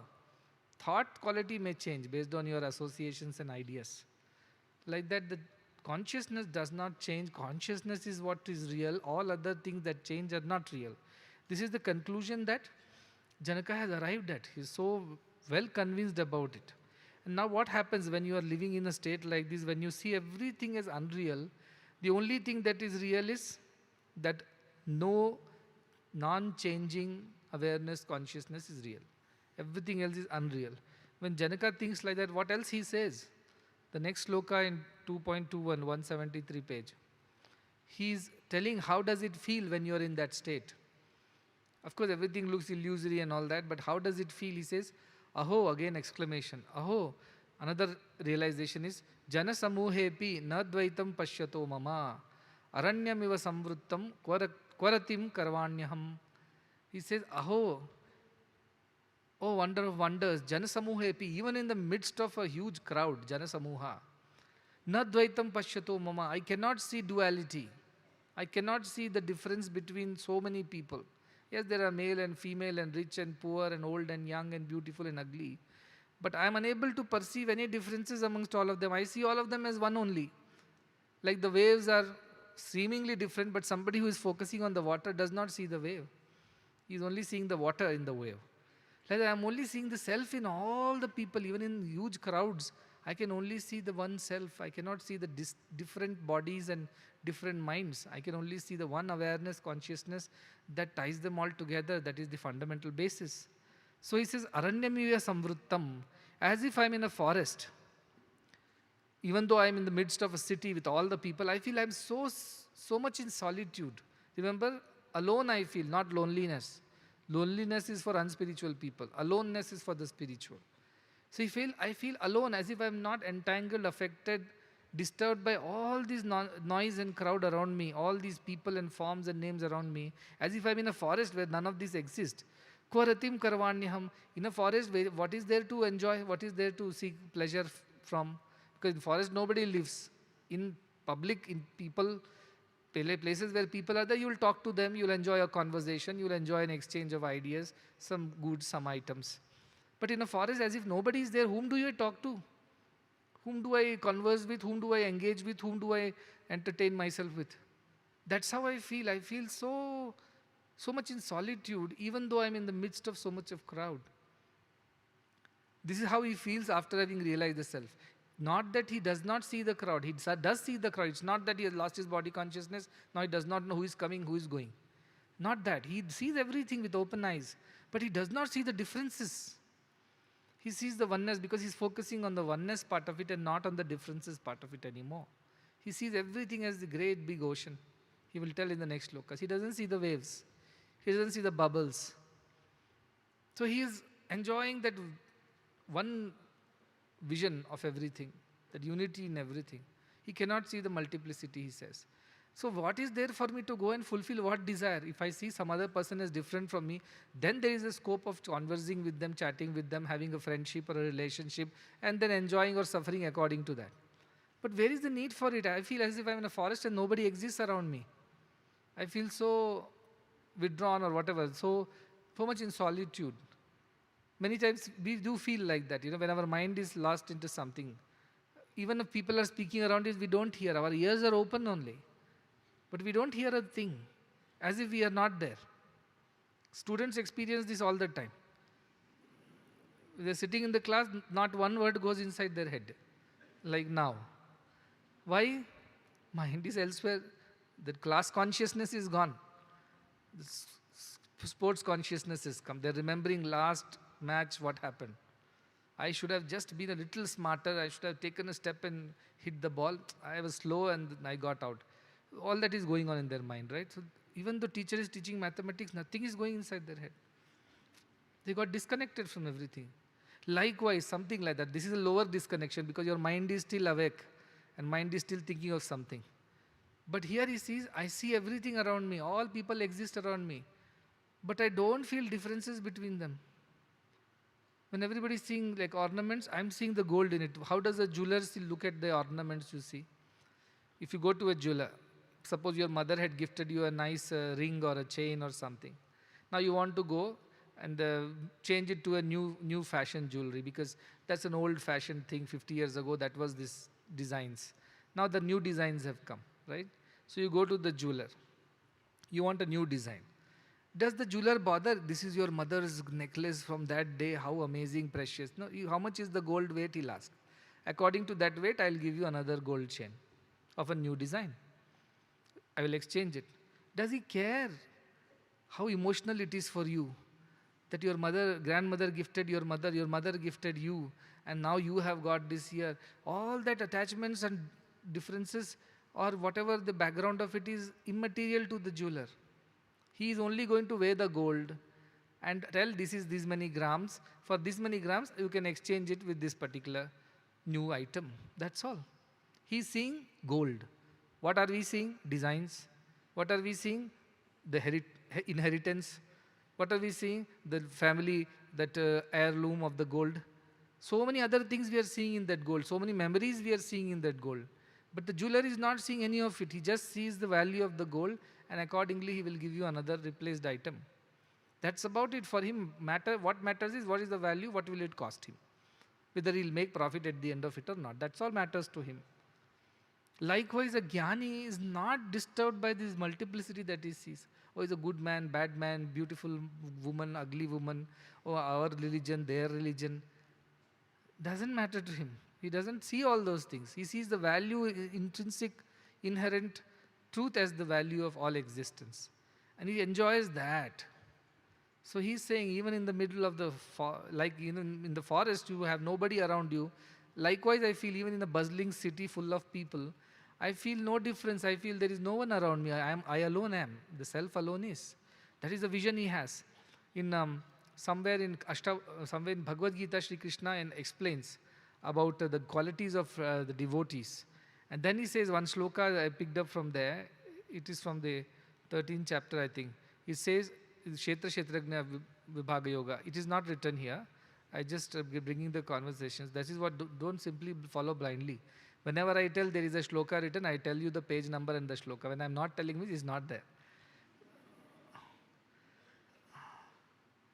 He says, Maicha ananyena yogena bhakti avyabhicharini virikta desha sevitvam arati jana sansadi.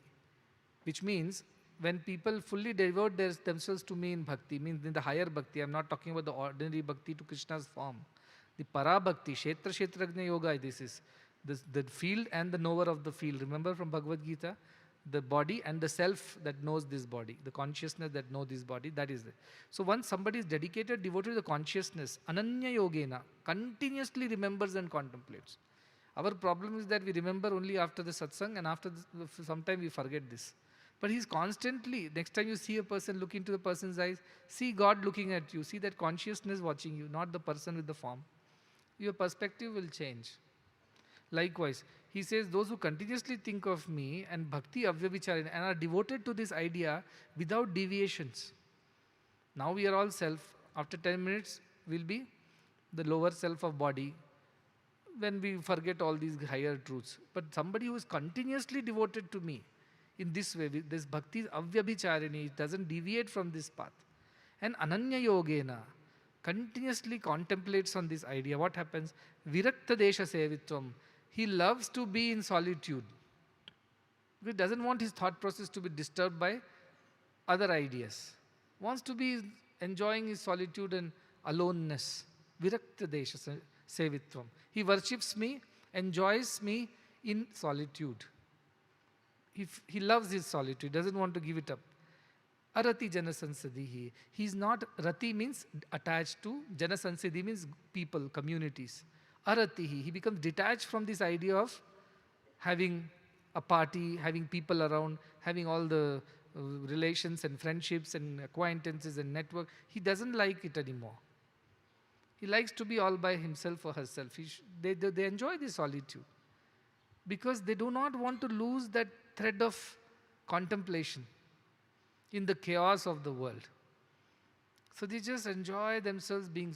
So if you become spiritual, you will know these new changes in you. What is the new change? You would always want to be in the company of the people who are also spiritual, and you would desist the company of people who are not spiritual. In the beginning, this is the first step. Till you reach the jnana. Once jnana happens, anybody's company is okay, it doesn't affect you. But when you are walking this path, you will feel that need for some peaceful time, me time, solitude time, alone time. You will ask for it. And you enjoy it. People will say, what a boring life that you have. You're not coming for parties anymore. You're not joining us for this trip and that hike and that activity. You say, yes, I'm not interested. You carry on. You don't feel like. Many people who came here to the ashram, they said, after coming here, we have lost almost all of our friends. I told, which friends? He told, the old friends, the club friends, the party friends, those friends who will go for all kinds of activities and outings. We don't go there anymore because we feel so out of place. They're so interested in talking about what happened in his house and what happened in her house and whose son ran away with whose daughter. That's all their interest is. who is wearing what clothes and what jewelry and what car they bought and which new property they've invested in, what is happening to the stock markets, where the investments are going, or politics of the world. That's all is their interest, right? We don't feel like discussing that. We feel, what is this discussion? I don't want to be here. So they love their solitude because they feel out of place in the company of worldly people. So what happens? Because you're not in touch with them anymore, slowly they stop calling you. One by one, they drop off. You're not on their list of phone list anymore because they think, anyway, what's the point in calling him or her? Anyway, he does not participate in anything. Simply sits in one corner as if waiting for this to get over. Why do call? So like that, you slowly, the relationships will get distant. Nobody will visit you. Good riddance, I would say. Good riddance, because they will simply drag you back into the same worldly matters. Even in ashram, I made it very strict. Simply don't go house hopping here to there. Somebody has arrived, let's go and see them. They've come after 6 months. And do what? We'll start with, naturally, how are you? How is your spiritual sadhana? What did you learn next? Then slowly from there, where is your son? What is he up to? And where is his job now? Is he changed his job? That's all wasteful talks start. 5 minutes spiritual talks will happen. After that, 55 minutes will be all wasteful conversations which will add no value to anybody. Rather, you sit in solitude and contemplate on these truths. It will add some value to your spiritual growth. Yes, courtesy's sake, saying hi, hello is good, because we are all existing in a community. Inquiring and greeting each other is a good thing. But beyond that, no need of their company to be happy, to enjoy yourself. Janaka says, I feel like I'm in a forest even though I'm in the middle of a city. Because I feel, whom do I talk to and what do I talk? There's no common thing between us anymore. What joy can I derive from their company anymore? Because we are like oil and water now. We can't mix anymore. So the spiritual people, they look like they live a very secretive, very hidden life and very secluded life, and people think of it in a very negative way. But you ask these people how they feel about it. They feel very happy. At the end, your happiness matters, right? That is what you're here for. You should be happy and joyful. How does it matter what people are thinking about you? But we get so worried. What will they think if we don't go for their marriage? They'll think that these people have not come for the marriage. No, they'll think we will become arrogant. We are not responsive. We are cold. We are not good relatives. But that's all pressure on you, right? To go to that marriage and attend all the ceremonies and unnecessarily engage in talks which we are not interested in. And listen to so much of scandalous talks, which is unnecessary. It will distract you from your thoughts. But still people, just to maintain relationships, just to look good and not be judged as cold, insensitive, uncaring, we still go. I tell them, why do you have to do this? Don't do that. If somebody is in pain, in grief, you want to go and help, some condolence is okay. Fine, a little bit of joy. But when you go to such Janasansadi, all kinds of nonsense happens. And little bit of it rubs onto you also. You cannot escape all of it. At least you'll come back with one unnecessary thought in your head, and that will stay in your head for some days. And to that extent, you have deviated from the pure path. Why collect thoughts? I've been telling, get rid of thoughts. Keep your mind as empty as possible. That is the first step on spiritual path. Empty the dustbin. But no, collect more garbage. What's the point? So I always tell people, whenever they ask, I have this ritual at home, I have that program at home, I have to go home for this, take a holiday, this, that. I tell them, both dates you tell me, when you are going and when you are coming back. Don't tell me one date. Because it is important that you maintain some spiritual discipline. Don't go and get distracted there. Fix both dates and then go. If you don't know when you're returning, don't even start. Otherwise, people get lost in those company of people, and then mind as the way it slips and slips and slips and goes down. And then all that bhakti becomes vyabhichari bhakti, deviated from the path. That's why I'm very strict. Until you have become spiritually stable, strong spiritually and in your character, stay away from bad company. Bad company means any company which will distract you from this path, stay away. It will unnecessarily create confusion in your head. Stay in the company of good people. I said, spend as much time with yourself. You are not alone. God is always there, right? So that company is always there with you. That thinking is very important on spiritual path. And as I said, you will have very few such things called friends and relations. Whole world will become your friend. That is what will happen on a spiritual path. And those who are not interested in spirituality, why should we go and toe their lines? Why should we try to oblige them and make them happy? No, God is in them. They should not feel hurt. They don't know, no, God is there in them. That is the problem. If they also knew, then we would be in their company. When Sri Ramakrishna Paramhansa was there, his one disciple learnt all this Vedanta. Everywhere is God is there in everything, animal, trees, birds, everywhere God is there.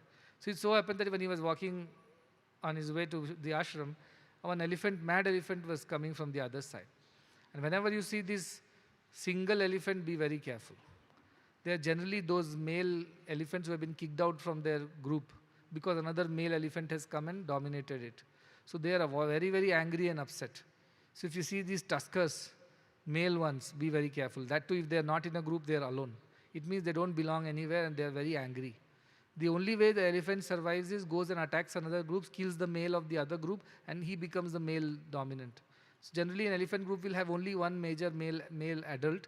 All others will be young kids only, male calves. But once the calves grow up, they kick them out of the group. So generally, so this male mad elephant was coming. And this man said, that is also God, I am also God. So how does it matter? No, he didn't step aside. He said, God will not harm God. God will always protect God, like that. Then you know what happened next. He was found in the orthopedic department of the hospital. All bones broken. So whenever he recovered, he came and complained to Ramakrishna. What is this? You taught that God is in everything. Then how did God hurt me like this? And then what happened exactly? There was an elephant coming. He seems like he was alone, a tusker, and then he was mad. And I told him, if he's God, I am God, then how can it harm me? So I did not move from my place. Ramakrishna Paramhansa said, you know that elephant is God. Elephant did not know that it is God.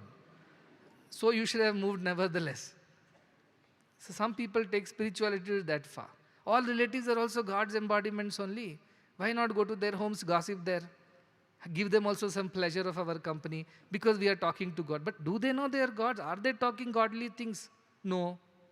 Then why go and get yourself entangled there? These foolish ideas you should not have like this. In the name of God, you go and meet people who do not even believe in God. Forget about even talking about godly things. Stay away. Arati, Janasansiddhi. Stay away from this company. But now Janaka is a jnani. He does not need to worry about all these things. See, when you are learning how to swim, you have to wear all that swim gear. You have to wear some, whatever, tube around you and things like that so that you don't go and sink there. But when you are a good swimmer, do you need all these support systems? You can throw and you can swim. When you are a new driver, they'll tell, drive carefully, first practice in the ground, don't go out. Once you are a good driver, you can go on the highway. Like that, if you have not developed that ability to see everybody as real God, only theoretical you know, stay away. But once you realize it, it won't matter what they're talking because you're not even present in that place. You are switched off. They are talking and talking, 2 hours, you are lost in your solitude and peace. After 1 hour, they said, did you hear anything that we said? Nothing you heard. So it didn't matter to you what they spoke, it didn't affect you. So that jnani, if you become, that is okay. Otherwise, stay away from the company of people who are not jnanis or who are not interested in jnana. That will further bring down your own this thing. One story I will tell. Jada Bharata story at this point. You know Jada Bharata? Some of you know. He studies in 6th B of Hassan campus. That Jada Bharata. No. Bharata was the king of India. That is why our country is called Bharata, the one that belonged to Bharata. Bharata was born to Shakuntala, who was born to Vishwamitra. But at some point in time, obviously, Shakuntala hands the boy over to the father, the king Dushyant, and then as a part of the lineage of being the kings of this country, Bharata becomes the king. He finishes his life, he has 5 sons, 1 daughter. He distributes all the kingdom amongst all of them and finally takes to the path of sannyasa, which is the path our scriptures say, dharma, grihastha, brahmacharya, grihastha, vanaprastha and sannyasa. The life of a student, life of a householder, life of a renunciate and life of a sannyasi, completely lost in the self. So he had to do that. So second ashrama is over, grihastha ashrama, finished all the duties towards sons, daughters, wife. He hands over the kingdom and says, now I'm going to the forest and do my own sadhana. So he comes to the Himalayas, foothills of the Himalayas, and starts living there by a name, by a river, some river there. Then what happens over there? He makes a small hut for himself and stays all by himself. No cooking, cleaning, nothing, because whatever forest fruits, roots, tubers, whatever they get, they eat that, drink the water from the river, and rest of the time he goes in meditating on the self. So when he was doing that, suddenly one day while he was sitting by the banks of the river, a female deer, which was pregnant, which was carrying, was chased by a lion. I believe there's a roar of a lion, and the deer got very worried, and she jumped across the river to save herself. Just then, it gave birth to a doe, a fawn, on the way. So the mother went and fell on a rock on the other side and died, where the baby fell in the river halfway through. It was floating away in the river's current. Bharata saw that and he became very anxious, because he was a king, the instinct of a king to protect the weak. So he jumped in the river and protected that little doe, and then brought it out and said that, okay, I will look after it because the mother is dead. So he just was feeding and taking care, but slowly he became so fond of it that he could not live a day without seeing it. It would come and sleep on its lap and play with him like a father, and he would like looking after that little baby deer and feed it, bring soft grass for it, soft leaves for it. Half the day or more than half the day started spending in just caring for that little deer. Imagine the king of India who left everything to achieve God, finally is stuck with this little deer. And if it goes away to the forest and does not return, his mind will be upset. He won't be able to meditate. He'll think, what if a lion has eaten it? What if it is not? Till it reached back its home, that hut, he won't be at peace. Like that, his whole meditation was gone. Now only the deer was on his mind. And one day like this, the deer went to the forest, because it's growing up. It was not there, and he kept on thinking of the deer. It didn't return. And in that pain and sorrow of separation, he died, thinking about the deer. Imagine, the king of India. And then he was born, because last thoughts will be the cause of your next birth, is now scripture they say. So then he was born again as a deer. This deer, because it had also some spiritual knowledge of Bharata, while it was born an animal, it found its way to a rishi's ashram near Gandaki river, near Haridwar, and started living there, eating only dry leaves like a sadhaka, and listening to the Veda mantras and the chanting and the knowledge of the rishis. Again, all the memory of its past came back to the deer. It could remember all the jnana that it had, and also the mistake that it made of getting stuck with the deer as the king Bharata. Anyway, as time passed, the deer died and was now reborn, because the last birth is a human birth before you go to God. That's what we say. So in the human birth, this time Bharata was given a birth in the family of a Brahmin, and he was born to the second wife of the Brahmin as a twin child. Now Bharata remembered all his past, that he was the king and then he became a deer, and now he is born as a human, and this is the last birth. He has to get rid of this samsara now. So what he did, he started behaving like a Jada Bharata. Jada means a dunce, an unintelligent fool. He started behaving like a fool. Anything his father would tell him to do was a Brahmin, he will do the opposite. Bhagavatam describes all this. The 10th canto of Bhagavatam is replete with this story. So what he would do, father will say, wash your hand before puja, he will wash his hand after puja. It seems his janev, what we wear, this Yajnopavitam, would be brown in color. It will be so dirty, he won't have bath. His clothes will be dirty, and his hair will be disheveled. How much ever the parents tell, he will not behave himself. So they were fed up. They said, this fellow is useless, wrongly born in our family. But they did not know that he was a jnani. He was only behaving that way because he did not want any attachments of the family. Because as he was growing, his father passed away, his mother passed away, and they wanted to get him married, but looking at his way, who would get married to a person like this, who was good for nothing? So his sister-in-laws, the other brothers who were married, the sister-in-laws would treat him very badly. They will only give him the burnt remains of the food at the bottom of the vessel. By scraping it, they will feed him. Or that which is already gone stale, they will give him, in which insects will be there. That is how they would treat him, and also make him work like a slave. Send him to the farm and make him stand there like the scarecrow whole day in the hot sun and rain. And when he comes home, they'll give him only this leftovers, burnt food. But he never complained. He never said no to anything. He just lived, because he was just waiting to finish the birth somehow without getting entangled. Naturally, there was no marriage possible, because the way he was behaving, nobody would marry him. That was his strategy, so that nobody entangles him like that. So he lived like that. It seems it so happened that once he was guarding his farm, then a bunch of thieves who were looking for sacrificing a man to the goddess. They were looking for somebody, some human being to be sacrificed. So this gang of thieves saw this Jada Bharata. They thought, tonight we will sacrifice this man. He's a well-built, muscular fellow. Good goddess will be very happy. In those days, these sacrifices was quite common, even human sacrifice. Not only in all cultures of the world, I've seen these human sacrifices were there. I'll come to that, why do they do? But that night, they caught hold of this fellow before he could go home and imprisoned him and gave him a good bath and cleaned him and put flower garlands and things like that and took him to the temple to sacrifice him. And when they took him to the temple, Goddess Kali, who was there as a statue, to whom they were offering him, she got very upset. Because Jadabharata was the king and a great Jnani. These fools, these thieves and thugs did not know. So it seems she became alive, and with her all other sevikas who are there, the servants of Mother Kali, those other goddesses, they butchered this gang of thieves. And Bharata was saved. And Bharata again did not know what to do, so he went and sat under a tree. It was already dawn. The king of that place, by name Rahu Gana, was passing by. But he is one of the palanquin carriers. The bearer of the palanquin was little old and was not able to bear. He was tired. So he told, look for some young man who can bear my palanquin. So the servants went searching and found this fellow sitting somewhere. And they thought he's a very able-bodied, well-built, let us take him.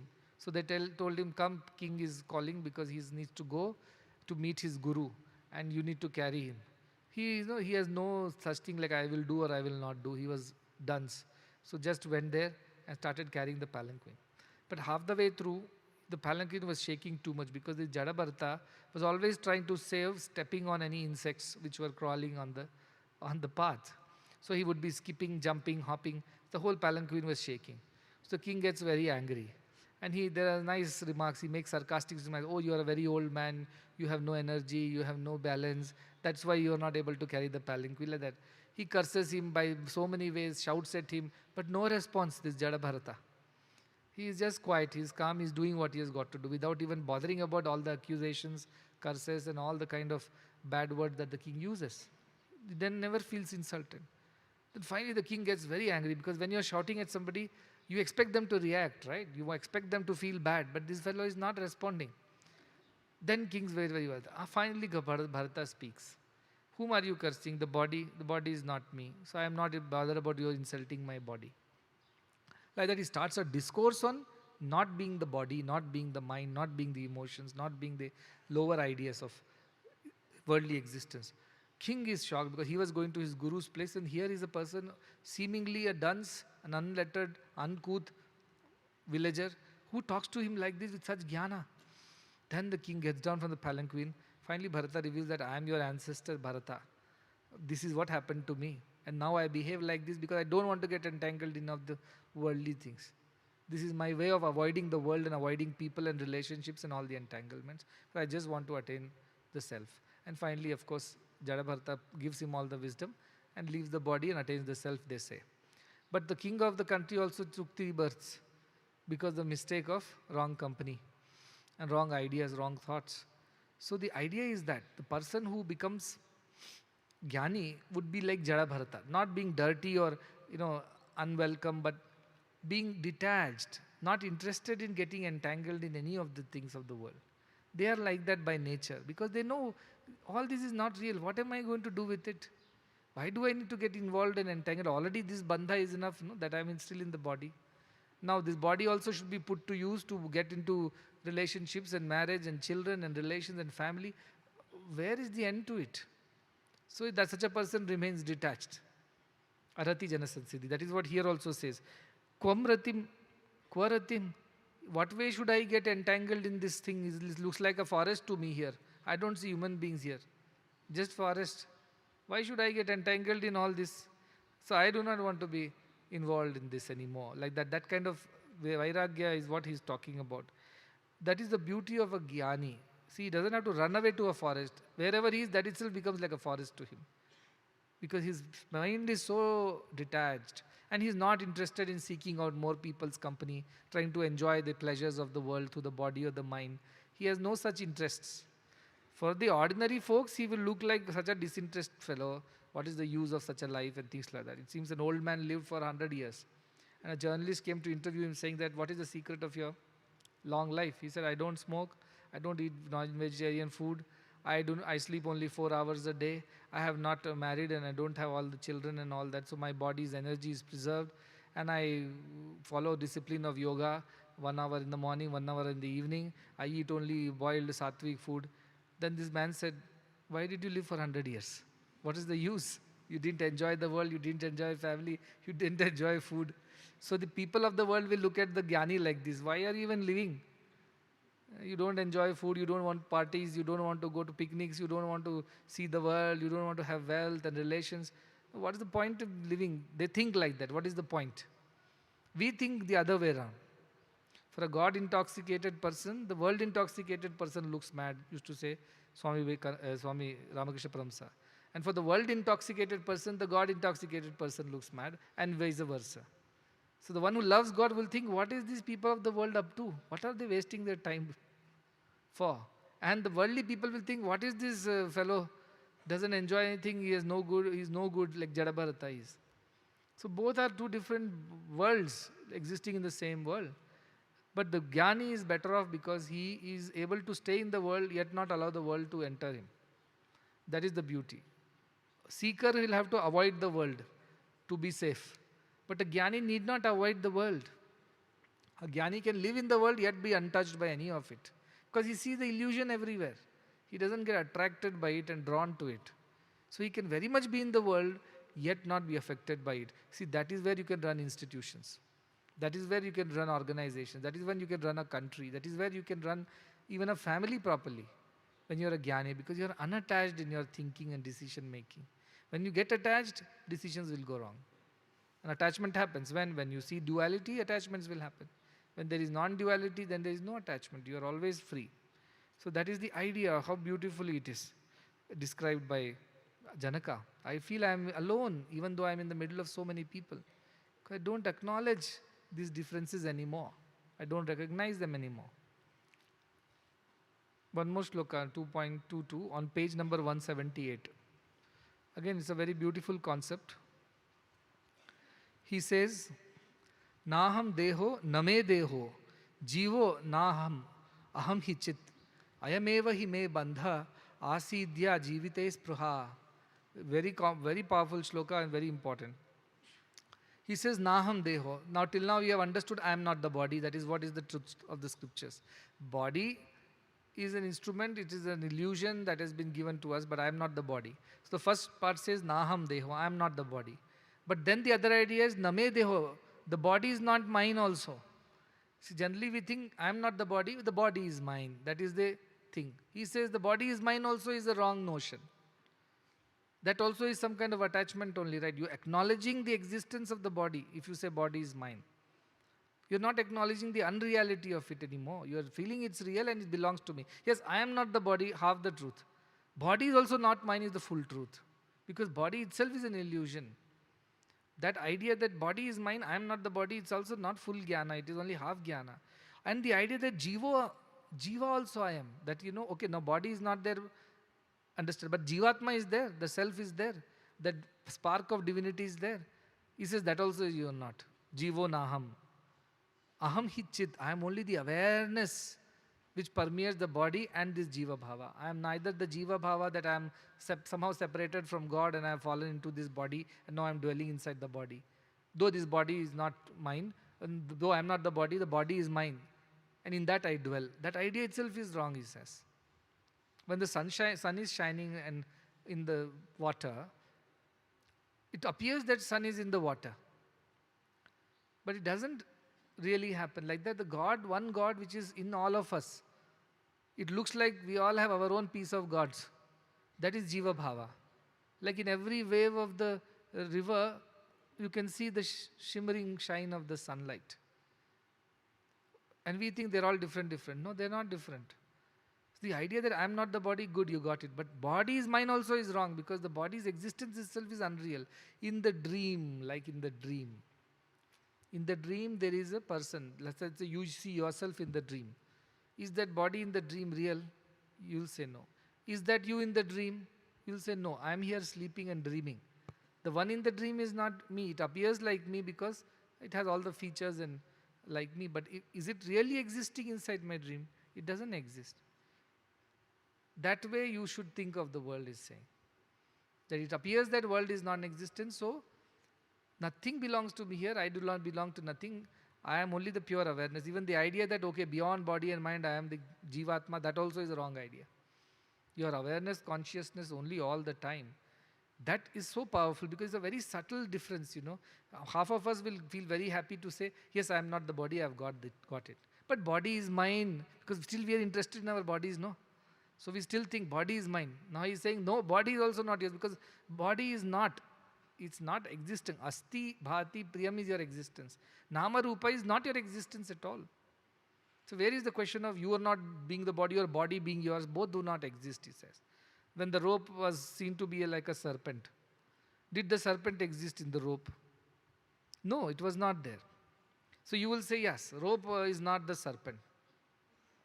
But you will say, but serpent, the idea of rope in the serpent was unreal. He's saying, and if you think that serpent was there and now it is not there, both ideas are not true. You think that serpent was there, that is also wrong. Now you will say there is no serpent in the rope. No need to mention is what he's saying. Somebody comes and says, there was a rope, there was a serpent, now that serpent is not there. No, both ideas that you saw something and you are not seeing that anymore, both are wrong, he's saying. Likewise, subtly we think that body is not me, but body is mine. That also is not true. Let us not acknowledge that also, he's saying. Because the moment say body is mine, it becomes your responsibility now. Somehow you feel associated with it. Subtly you still feel for it. You care for it. You try to somehow be nice to it. Remove that idea. There was never a serpent. So now don't worry whether the serpent was there and now you don't see it being there. He says both ideas do not bring the idea of positive or negative at all into your thinking about your existence. Giving importance to the idea of body itself is wrong. That is why he is removing this whole idea from our head. And he says, Jiva Bhava is also not. Ayam eva hi me bandhaha. This was my bondage all this while. What? Asidya jivite spriha. Because I always wanted to go on living like this Jiva. Preserving my body, preserving my existence as this person with a body and the identification with it. I was so desirous to be existing like a body. That is the reason why I was stuck all this while. The moment I say I do not have no attachment towards this body, I am free suddenly. I saw a video of a lady, she's 97 years old, some Asian lady. She got a lot of inheritance from her husband after he passed away. You know what she did with all that? She tried to remain young. All makeup, false hair, fake eyelashes, all kinds of makeup, and every day she would dress up and 20 people will help her dress up in new dresses, matching the shoes and bags and all. She's a Malaysian lady by the way. And then the journalist, she became quite viral because every day she'll come up with a new get-up. At 97, who dresses like that? So one journalist asked, why do you do this? Do you feel happy doing this? She says, I don't know whether I feel happy or I don't feel happy. I just don't know what else to do every day. So I just dress up and that is the only thing I know. Not that I feel happy dressing up or sad not dressing up. I just don't know what else to do in life at 97. Whole day I have to spend in some way.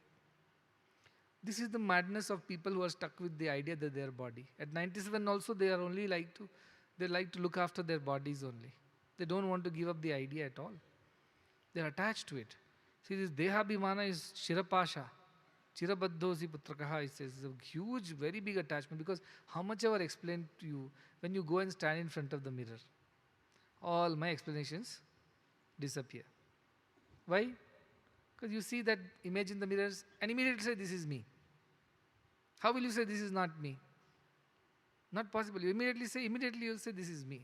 That's the end of my Ashta, Vakra, Gita. But how do we remain in that state that it is not, it is my, you have to really contemplate on it. That is why I quoted the Shlaka Bhuvigita that Ananya Yogena and Avyabhicharini Bhakti. Ananya Yoga, Avyabhicharini Bhakti. Completely devoted to this idea all the time. Even if you see in the mirror, you don't look at your image. You look at the awareness which is watching that image. And say, I am that awareness which is watching that image and recognizing it as the reflection of the body. That is how you look at things. That is why Drigadrishya Viveka I told you right in the beginning.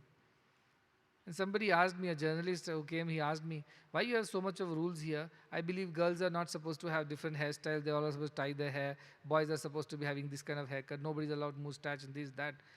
Why do you do this? It looks so regimental. Sometimes it looks so negative. And I told him, see, anyway, every place has a decorum and discipline. A military man is supposed to dress in a certain way. He can't wear whatever he wants. He has committed to a profession and lifestyle. Likewise, everybody has their profession. A policeman needs to dress in a certain way. So also, the people who are a part of this ecosystem are supposed to dress in a certain way. That is the one part of the answer. The other part I told is that I do not want people to waste time decorating themselves all the time. Leave it to them. 1.5 hours they'll spend decorating, grooming every day. Why? They have managed a hairstyle and they want a new hairstyle after 6 months. They're bored with the old one. Where is the time for students to do all this, you tell me? Should they be spending this time on each of these? Have I not seen colleges outside? Till 12th, I also studied in a school outside only, right? At least they had a uniform, so everybody had to wear the uniform and come. And the Kendriya Vidyalayas were very strict. If you come with some funny hairstyles and things like that, a PT teacher will catch you. First thing he'll do is go cut your hair and come. Otherwise, your complaint goes home. So they were very strict, like a military school we were. But outside that, so many colleges, schools are there. All the time, the children's mind is what dress to wear today, whom to impress, how. They bug their parents to buy new type of shoes, clothes, the latest fashion, from small, small things to the big ones. 1.5, 2 hours of their day goes in dressing. Then, whole day goes in impressing. And finally, the last 1 hour goes in undressing and planning the dressing for the next day.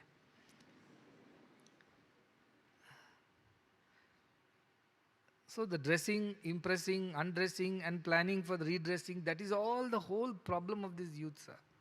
So interested. That's why immediately the journalist caught the point. He said, you're right.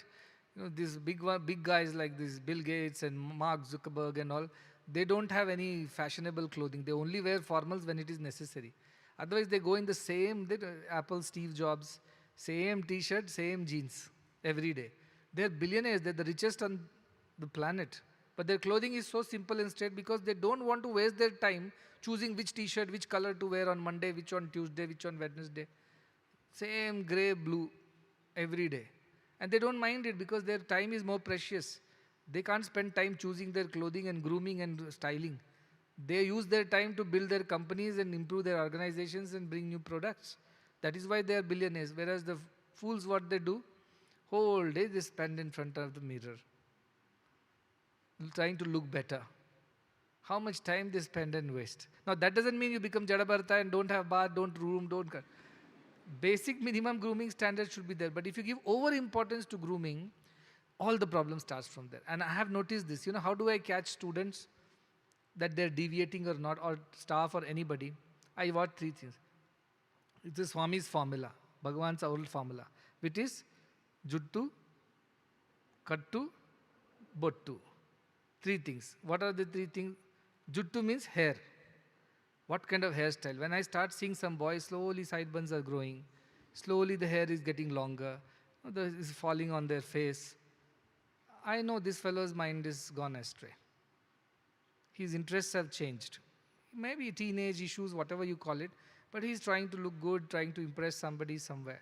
You don't need to impress me with your hairstyle. Naturally, he's trying to impress somebody else.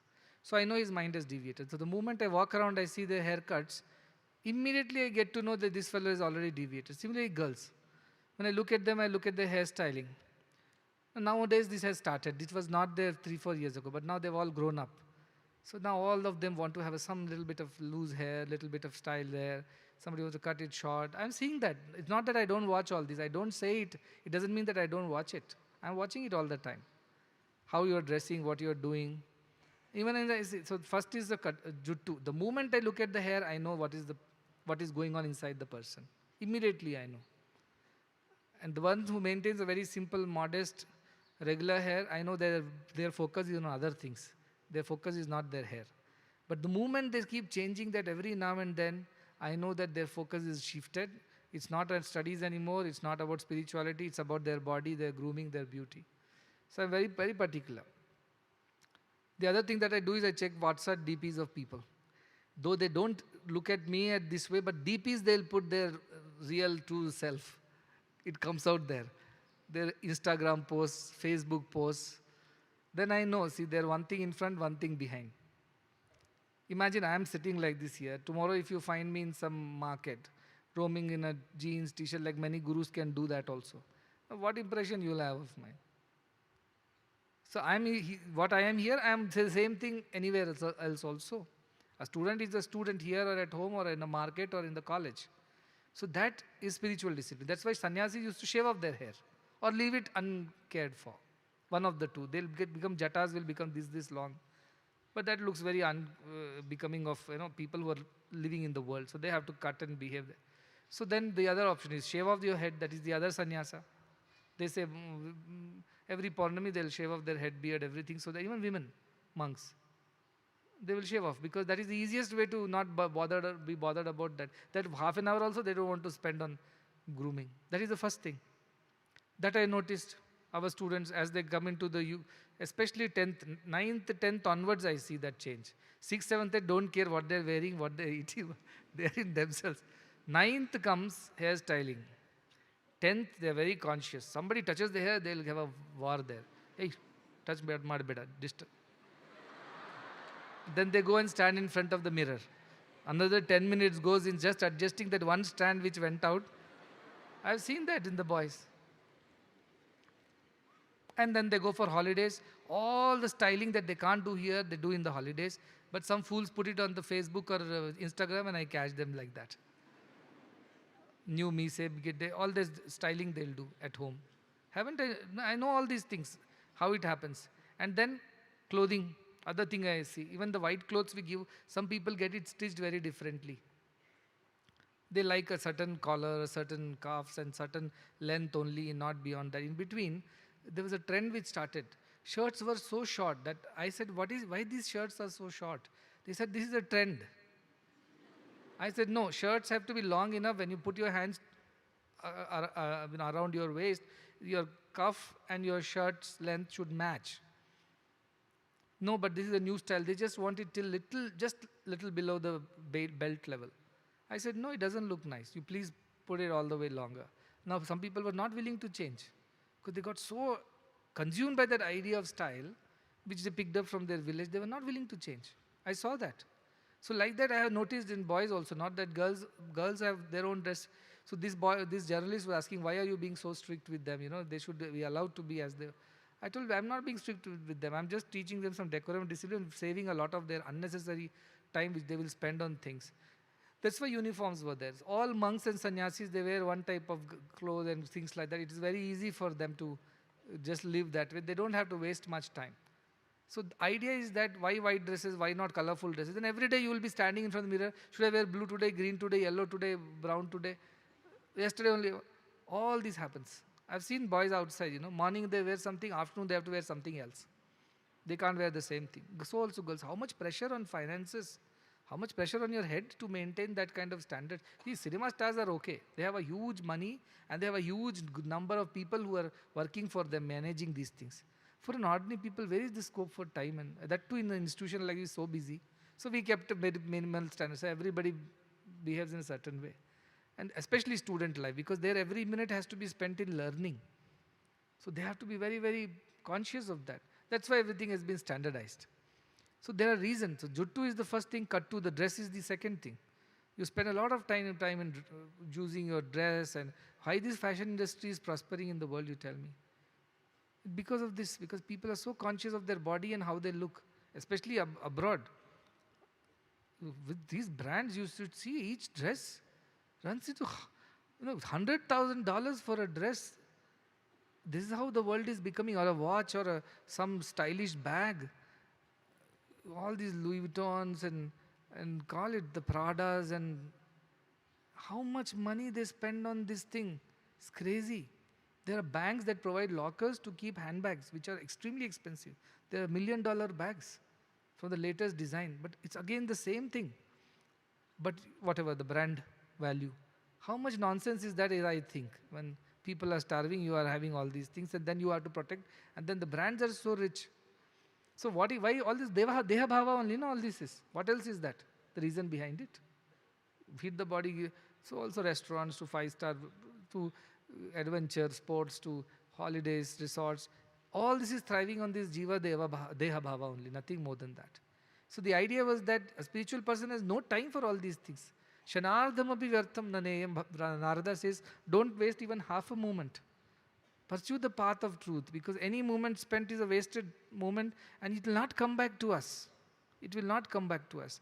So this whole desire to go on taking care of the body, living in it, enjoying it as long as possible and protecting it, providing for it, entertaining it, is the bandha. The moment you say all this is not real, the bandha falls off. And then you are free. Why? You are free because now your consciousness can focus on the truth.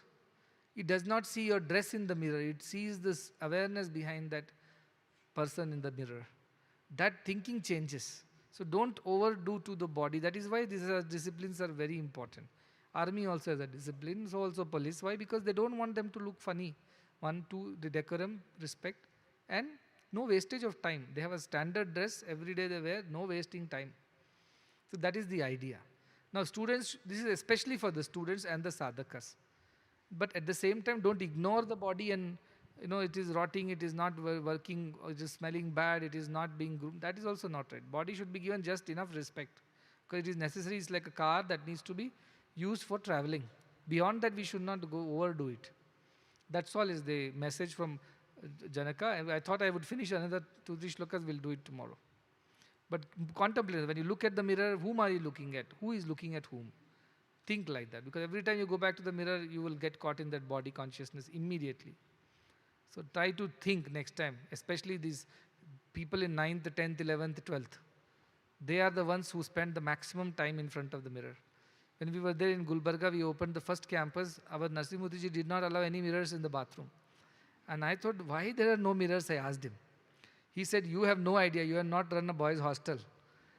They'll stand in front of mirror for hours, grooming, changing, trying new hairstyles. Don't put the mirror. But then how will they know how they look? Because then they will be grooming very badly. But the risk was, if you put the mirror, you are going to be wasting a lot of time. That is what his logic was. Anyway, we told, we'll put the mirror, but we will teach them to use it only as necessary, not stand. Even here I have seen, the breaks happen, they all run to bathroom not for bathroom actually. To go and stand in front of the mirror, have some good time, groom themselves and come back. So many of these 9th, 10th people do that. Because that age is changing. Now you want to look good. Your body consciousness is growing. So be careful at that time. Okay, what bhajan was that? Okay, there is a, so this is a good bhajan at the right time. This is from Namdeva, is it?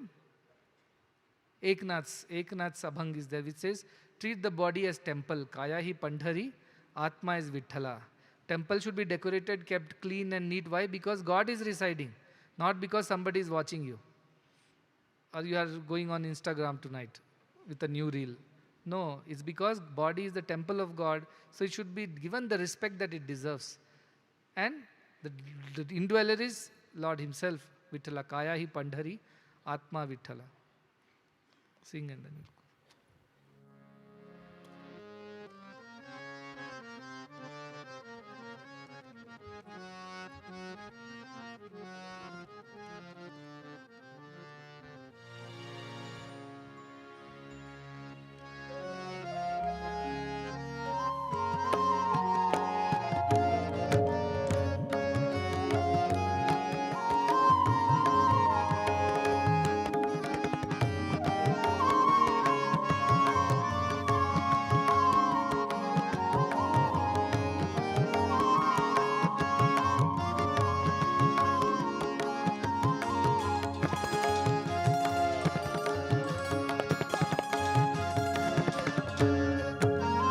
काया ही पंढरी आत्मा हा विठ्ठल काया ही पंढरी आत्मा हा विठ्ठल नांद तो केवळ नांद तो केवळ नांद तो केवळ पांडुरंगा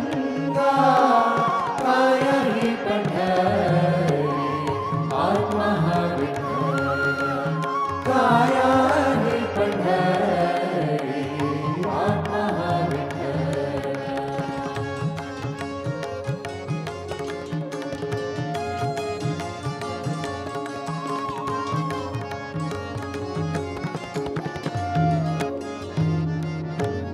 भाव भक्ति भीमा उदक दिवाने भाव भक्ति भीमा उदक दिवाने बलवा शोभता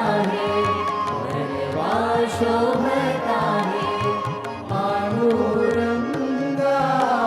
काय ही पंढरी आत्मा हा विठ्ठल काया ही पंढरी आत्मा हा विठ्ठल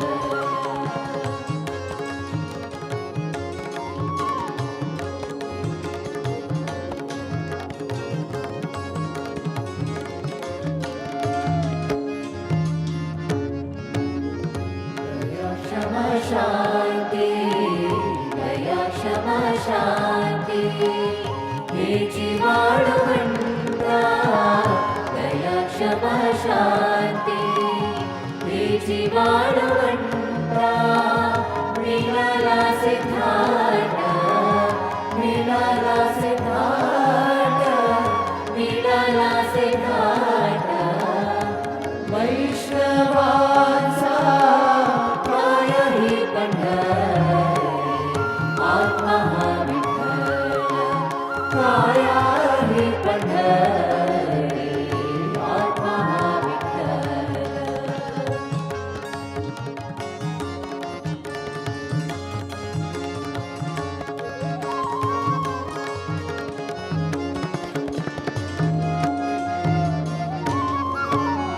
ज्ञान ज्ञान पूजा विवेकानंद ज्ञान ध्यान पूजा विवेकानंद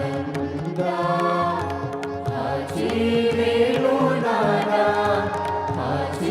वेणुनादा शोभत असे काय ही पंढरी आत्मा हा विठ्ठल काया ही पंढरी आत्मा हा विठ्ठल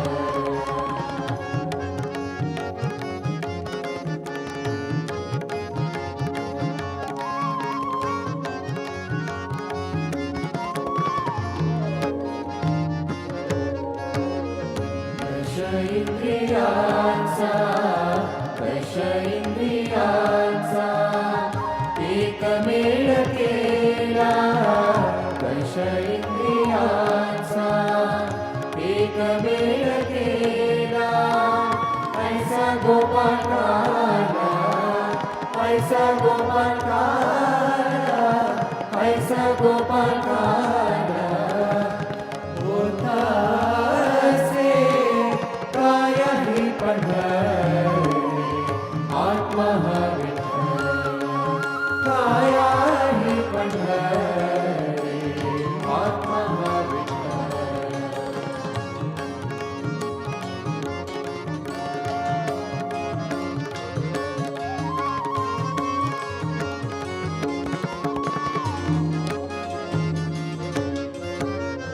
देखिली पंढरी देही जनी वारी देखिली पंढरी पंढरी पंढरी देखिली पंढरी देही जनी वारी एका जनाधारी एका जनाधारी एका जनाधारी वारी कारी काय ही पंढरी आत्मा हा विठ्ठल काया ही पंढरी आत्मा हा विठ्ठल नांदतो केवळ नांदतो केवळ नांदतो केवळ पांडुरंगा काय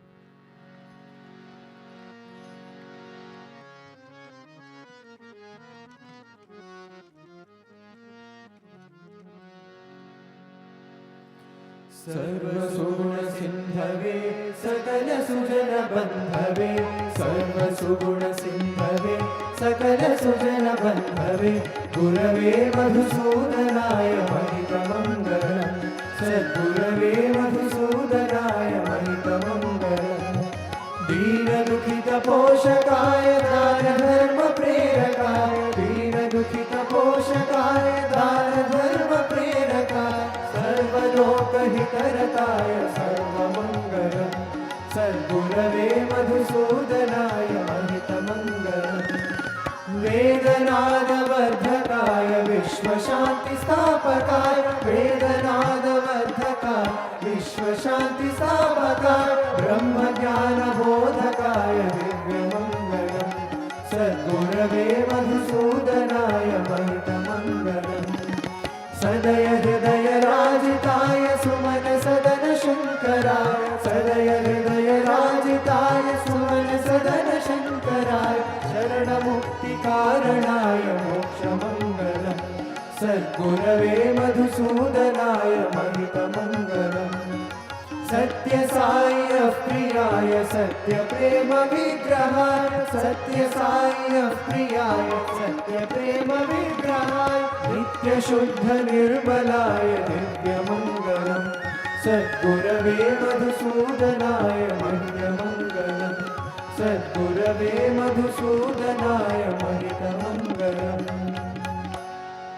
ॐ जय जगदीश हरे स्वामी सत्य साई हरे भक्तजना संरक्षक भक्तजना संरक्षक पति महेश्वर ॐ जय जगदीश हरे शशिवदना श्रीकरा सर्वा प्राणपते स्वामी सर्वा प्राणपते आश्रितकल्पलतिका आश्रितकल्पलतिका आपद्बान्धव ॐ जय जगदीश हरे मातपिता गुरुदैवं मर्यन्तयुनीवे स्वामी मर्यन्तयुनीवे नाद ब्रह्म जगन्नाथ नाद ब्रह्म जगन्नाथ नागेन्द्राशयन ॐ जय जगदीश हरे ओंकाररूपमुजस्विनो साई महादेव सद्गुरु साई महादेवा मंगलारति अंदुको मंगलारति अंदुको मंदरगिरिधारी ॐ जय जगदीश हरे नारायण नारायण ॐ सत्यनारायण नारायण नारायण ॐ नारायण नारायण ॐ सत्यनारायण नारायण ॐ सत्यनारायण नारायण ॐ जय सद्गुरुदेवा नारायण नारायण ॐ सत्यनारायण नारायण नारायण ॐ नारायण नारायण ॐ सत्यनारायण नारायण ॐ सत्यनारायण नारायण ॐ जय सद्गुरुदेवा नारायण नारायण ॐ सत्यनारायण नारायण नारायण ॐ नारायण नारायण ॐ सत्यनारायण नारायण ॐ सत्यनारायण नारायण ॐ जय सद्गुरुदेवा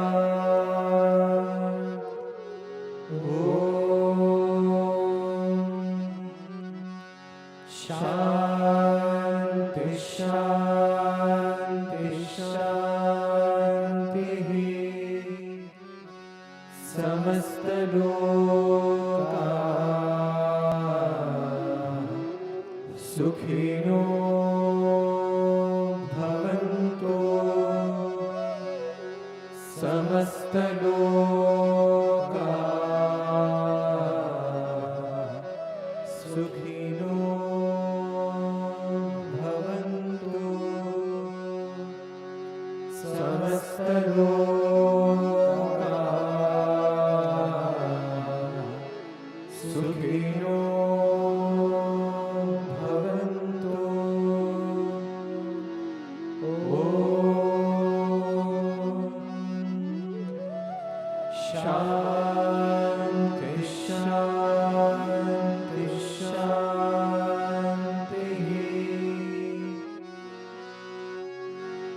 जय बोलो